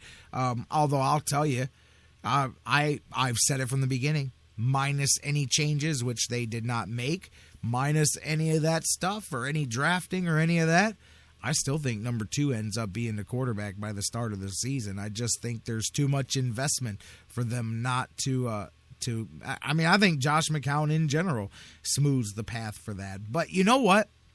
Taking that out of the equation, let's say that, and Mike Pettine has proven to be quite genuine with what he's said thus far as his time as coach of the Cleveland Browns, and something that he brought up, which is a good point. So many people look at the 1-10 season in Tampa Bay. Go back to the run in Chicago where he was hot there in the middle of the season and going to town. And if you think about it, Mike Pettine does have a great point when he says, because the reason he was good was because that was a good Chicago team around him. Had a running game, had wide receivers that got the ball, had an offensive line that blocked, had a defense that was very good. When you put all that around a guy, he's able to be all right. And you know what? Hey, I don't know how this Browns team compares. I guess that wouldn't be a bad idea to look at the roster of that Chicago team and kind of compare that Chicago team 2 years ago to where the Browns roster is now, to see how good that comparison that Mike Pettine made really is. Because that's a good comparison. Because if that's the case, then perhaps Josh McCown can be more effective in this offense than people are giving him a chance. Dan Wismar, great point yesterday on the show. I'm a Hoyer guy. I think Hoyer should have had a better season than he did last year if we didn't monkey around with Manziel and all of that stuff. That being said, just take the stats from the quarterback position for the Browns all season long and forget the name of the guy that did it. Just look at the stats and say quarterback, blank quarterback for the Browns, and look at their season stats. It's kind of hard to think that Manziel or McCown or Shaw, whoever ends up, or Thaddeus Lewis, whoever ends up as the guy, McCown, whoever ends up as the guy, can at least match that rather pedestrian set of statistics that the Browns got at the quarterback position. So from that point, I can see where they're coming from. They're not fooling themselves or trying to fool you or convince you that they've got this magic bean at quarterback. They're point blank saying, we understand, but we think that if we can improve the rest of the team around him, that it minimizes the negative effect that the quarterback can have on our team. So I fully do see that, and I think I have to go look. I think that's a good idea. Go look at those rosters and check out that Bears team and see how, obviously they had a Matt Forte in the backfield, which I think is at a higher level at that point than anybody we've got by far. But that being said, we got a good core of running backs. We got some good young ones. Just took Duke Johnson, got Crow, got West. Offensive line, one of the best in football, in my opinion, when it's at full strength, especially now that you may have beefed it up even more. So there's some things there that I think they had better. I don't know if they had a better wide receiver core in Chicago. They definitely had Brandon Marshall at the time, and it may have been Alshon Jeffrey as well. And I think that may have been it. I think that Jeffrey may have locked on with if I remember right, I think that was where they screwed up, was not riding the hot hand with McCown, and they went back to Jay Cutler, and Jay Cutler was locked on Brandon Marshall, but when McCown was going on his run, he was doing it with everybody, and a lot of Alshon Jeffrey, if I remember right. So I'm pretty sure that's correct, and that was one of the noticeable differences between them, is that Brandon Marshall's production was down with McCown, and he was more towards the younger guys. So we'll see. But I mean, it makes a lot of sense in that aspect of it. So we'll see. I don't believe he's trying to fool anybody or anything like that. He was as close to honest, actually, looking back at what he said, as anybody from the Browns. I mean, he point blank talked about the offers they had and the things that were out there with Philly and with Tennessee and the chances to make a trade. And he went back to what I kept going to, which is, we invested a first-round pick in a quarterback already. It sounds like good copy for a sports media guy to say, oh, well, you just keep drafting quarterbacks till you get it right. And you just keep making fun of the team that fires one guy after another because he keeps drafting quarterbacks. I mean, I understand, get the quarterback right, and that helps. But my point is it's such an obvious thing, and I don't understand why people kept going, well, that's not true. You just keep looking for a quarterback. A team in the Browns' position is in no position to invest a first-round pick over and over, even if you haven't found your quarterback. At some point, you go, we got to stop looking for now because we have to use this pick on somebody that's good and stop looking for the damn quarterback until we find one. And that's a valid point. You can't look at how many, I mean, we talked about it. No team does that except them. They could not make that risk. Had they not taken Manziel last year, mark it down. Marcus Mariota would be the quarterback of this team right now. They absolutely would have gave up 12, 19. They would have gave up a first from last year or from next year too. The fact that they had already invested in Manziel and 2 years before in Brandon Weeden meant that they could not justify any more first-round picks at the position for now. So now you go to plan B, which is beef up everything else, and then we'll get back around to trying to find a quarterback. And if there's a quarterback out there and they need to trade their whole draft to go get him, then they can go get him. So it makes a lot of sense there. But it's pretty honest, and again, I'm with you guys. If there's one person who you can take at face value from this Browns team, it's Mike Pettine, and I think he showed that again here with what he said. I absolutely think McCown comes into training camp with the job, but is he able to hold off Manziel? Because I don't know. Does it take a lot to beat out Josh McCown? I don't know. We'll see. But I do feel very genuine in what he said there, and I think you guys could too, as far as looking at, and I go back to what Dan said, looking at the position in general and take the names out of it, because I like Brian Hoyer. I do. But take the name out of it and just look at that number of statistics. Don't make me pull it up right now just to show you guys. And tell me that it can't be matched by Josh McCown or anybody else. I'm going to Google search this right here as I'm talking to you so that we can look at this thing together. And that's the way you got to look at it. We're not looking at, will he give you what this guy will give you or what that guy will give you or so on and so forth. Can you match the positions production from last year? Because if you've improved, as I believe, and as many of us here have talked about on the show, improved the positions around the quarterback, if you can maintain and not drop off any worse at the position, then theoretically you should be ahead of the game at that point. So let's pull this up. I mean, I'm not expecting much. I think I kind of know roughly what they are, but I want to make sure that I've got the exact statistics here for the Browns. I mean, obviously, Hoyer led the way, but when you look at the Browns quarterback position, there were contributions from Hoyer, Connor Shaw, and Johnny Manziel in this. The Cleveland Browns at quarterback last year were 274 for 502. A 54% completion percentage, which is near the bottom of the league.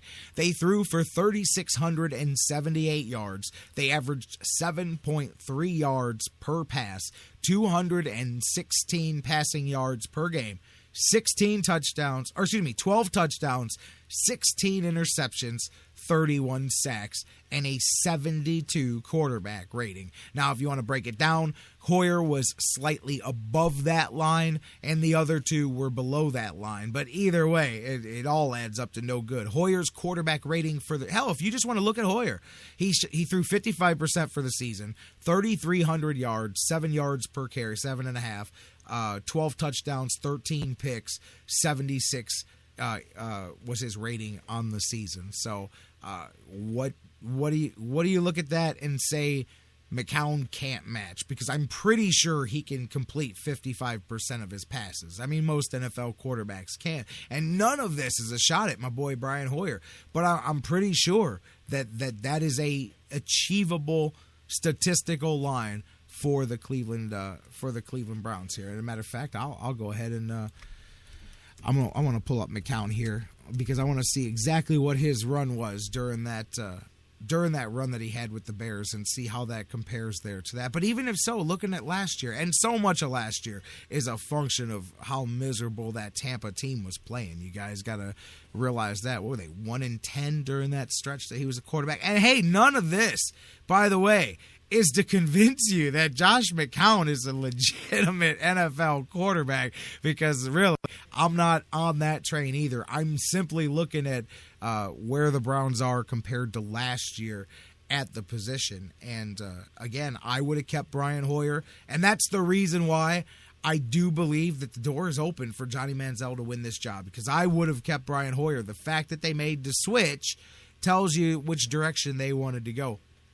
Looking at last year, in his 11 games, McCown threw 56% completion percentage, averaged 7 yards, 11 touchdowns, 14 interceptions, and a rating of 70. And that's last year in the mix with all of that stuff in Tampa. For the career, he's a 58% completion percentage with a 6.5 yard average, 61 touchdowns, 59 interceptions, and a career 76 quarterback rating. So very statistically average to what you already got at the position. So did the Browns upgrade at the position? Absolutely not. But they didn't downgrade either. And I guess the X factor is did they pick somebody that they want to hold the torch, or did they pick somebody that they think Johnny Manziel can beat? That's still what I think. But either way, it'll be interesting to see. But just their statistical comparison, practically identical to what the Browns received at the quarterback position last year. So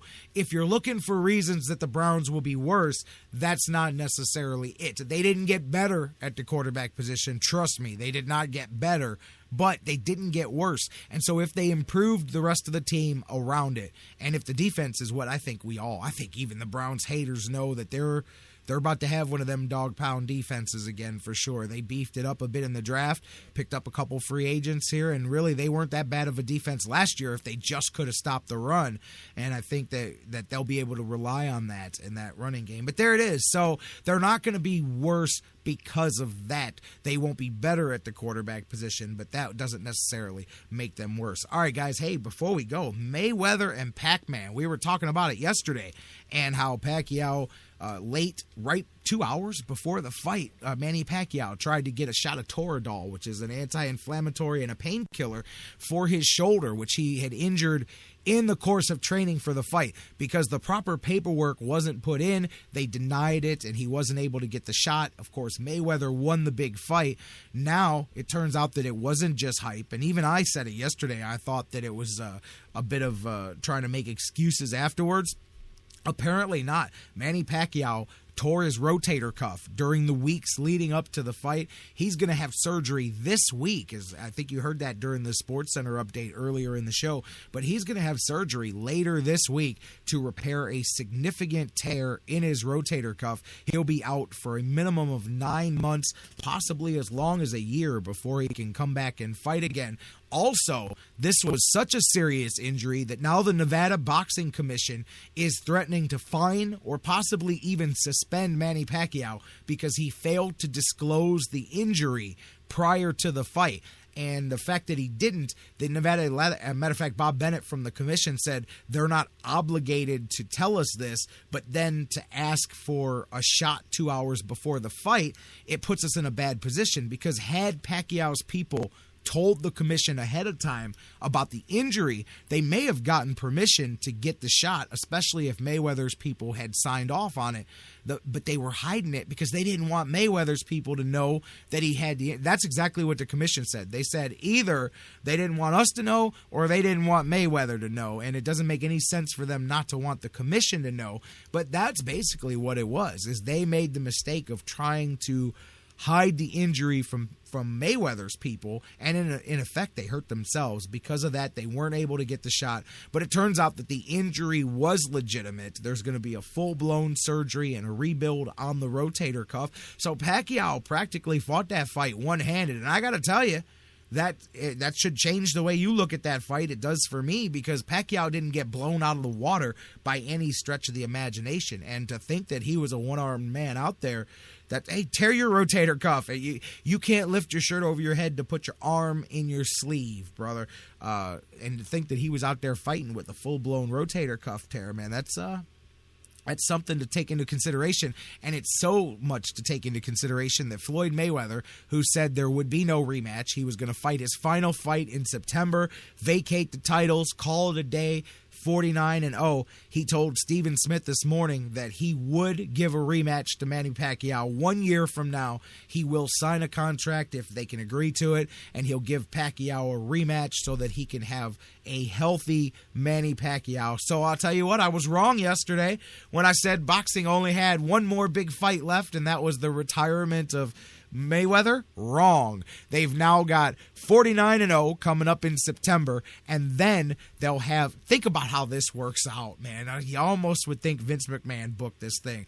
I'm going to tell you guys right now when I think Pacquiao Mayweather 2 will be scheduled. It will be sometime in the last week of April next year, and I'll tell you why. Because April 27th of 2016 is the 60th anniversary to the day of Rocky Marciano's last fight. 60th anniversary, and it would be the chance for Floyd Mayweather to beat Manny Pacquiao, to eliminate the asterisk off of this victory, and put him at 50-0 ahead of Rocky Marciano on the anniversary of Rocky Marciano's final victory. And guess what? The end of April, a new MGM arena opens as well on the Strip. So tell me that we haven't figured out when Mayweather-Pacquiao Part 2 is going to happen. It's going to be on or around April 27th of next year. It'll be the first big fight at the new MGM arena, and it'll be on the 60th anniversary of Rocky Marciano, and it'll be Mayweather-Pac Man 2. The prices won't be the same. They're not going to be able to go as ridiculous, but it'll be close. But it won't be at that level. If you remember, Holyfield Tyson 2 didn't get anywhere near the buzz that Holyfield Tyson 1 got. I mean, you can only have that so much. But there it is, you guys. Mark it down. And a year from now, you'll go, damn, J-Rocc figured that out pretty quick. I could just see it all coming together. And just like I said, Vince McMahon, there's a reason that Triple H and Stephanie and all the McMahons are tight with Mayweather, because this thing's a work, brother. But anyways, there it is. So Floyd Mayweather, though, he came out and said, you know what? That is a legit deal, and I will definitely give him a rematch after his surgery. Now, these guys also spent 5 years saying how bad they wanted to fight each other and never got the fight to happen, so take it with a grain of salt what Floyd Mayweather said today. But it turned out Pac Man really was hurt, and he was hurt very seriously. And it makes you wonder, how stubborn some people can be. Trust me, I know about that in my real life. But his stubbornness, his camp refusing to show weakness early, refusing to let Mayweather's people know, let the public know about that weakness. But you know what, too? Technically, man, all right, I don't know how to say what I want to say here. I want to say there's elements of fraud, but because there's not. Because how can you fault a guy for going in the ring anyway? Fighting hurt. I mean, that's old school. That's doing what you got to do. But at the same time, the people paid to see a fight between two of the best. And at least if they know ahead of time that Pacquiao is coming in hurt, maybe some people don't buy the fight. Maybe some people aren't as, I'm just saying, they realize that they're not getting the best against the best. They're getting the best against an injured best. And that's part of it too, because there's a bit of, again, I don't want to use the word fraud, but I mean, the public had the right to know that. That would be like, and gambling wise, I know that shouldn't be in the equation, but casinos took hundreds of millions of dollars in bets, probably billions of dollars in bets on this fight over the last few months. Think about that as well. It would be like going into the Super Bowl and not knowing that the other quarterback had a torn rotator cuff because he was going to play through it. I mean, you know what I mean? That's serious. That's withholding information from the betting, from the general public. There's a lot of money involved, finances. there's a lot of things in there that could. I don't think it'll matter because at the end of the day, he hurt himself more. But who knows? Maybe a guy or two tries to sue for some money over the fraud. I don't know. I think more will come out of that. But either way, I'll be interested to see if the commission fines him or suspends him. But if he'd have said something, most likely they would have let him get the shot, although they also may have postponed it as well. And that could be as big a part of it, too. I think they knew that the big payday was Cinco de Mayo weekend, and if they had shot for a different weekend, it wouldn't have been as big of a deal financially. So I don't think they wanted to put off the fight either. I think they wanted it when they had it. So there it is, but we'll see. Mark it down. April 27th, 2016, somewhere in that area. You'll be looking at the last week of April, man. You're looking at the rematch for this thing. All right, guys, we're going to call it a day.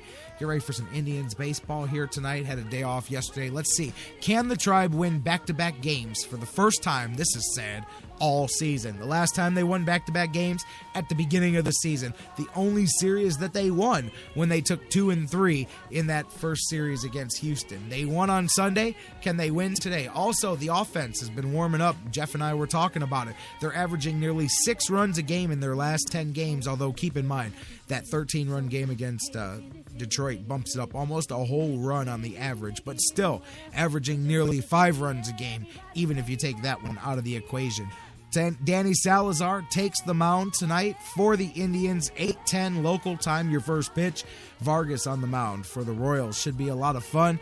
Also, we've got some basketball going on. Cavaliers will be getting ready for Game 2 with the Bulls tomorrow. How about the Clippers, too? I'm telling you, man, the Clippers are winning the West. Tonight, Washington, Atlanta. Wizards look to go up 2-0 in that series as they stole Game 1 from the Hawks on the road. Memphis and Golden State. Memphis looking to tie things up. Golden State looking to jump out to a 2-0 lead on that one as well. We'll talk about all of that tomorrow. Dan Wismar from the Cleveland Fan will be here. We're talking Tribe and Royals, talking about the Cavs, looking ahead to Game 2 with the Bulls, and so much more when Dan Wismar joins us. And when you join us here live, same bat time, same bat channel, noon tomorrow, right here across the Sports Fix Radio Network. We love you, Cleveland and beyond. Have a fantastic night, and we'll see you tomorrow, baby, right here on The Fix. We're sick with it. Pull up past over any city that we